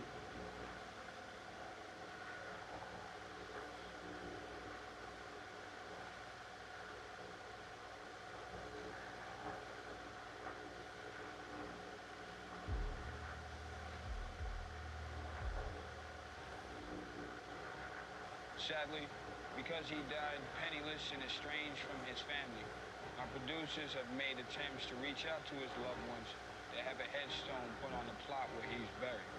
Only thing I could really say is that song stay in my mind. We only just begun, the romance is not over. It was like, it was a new future. I just had a baby, and I had so much to look forward to, you know, becoming a new mother. There's so many words to really describe it, you know. I was just happy, If there's something I would say is that, you know, small people do big things. Your size really doesn't make a difference by, you know, to the respect that's given. And the smaller you are, it seems like the bigger the things or the bigger the impact that you place on people. The warning would be, if you're gonna be in the streets, robbing, killing, selling drugs, then expect to either die in the streets or end up in jail, one way or the other. Either your friends will tell on you or your time will run out. I'm a witness to it because I started out with a crew of maybe 20, and out of the 20 guys I started out with, maybe 9 is dead, 5 might have been killed. The rest is in jail, not on their own, was told on by other members of different places or whatever. So it's like a domino effect. One block falls and it knocks the rest down. But we in the streets, we kind of feel like we could always be that nigga. That nigga watching them Scarface movies, but we don't want to do what Scarface did. We ain't gonna go against us. You know, we feel like if we get to the Scarface level, we gonna be cool with it. But it doesn't even work like that. You know what I'm saying? That shit is fairy tale. That shit is in books. That shit is in movies. Ain't no happy endings to that shit. And that's what 50 had to find out.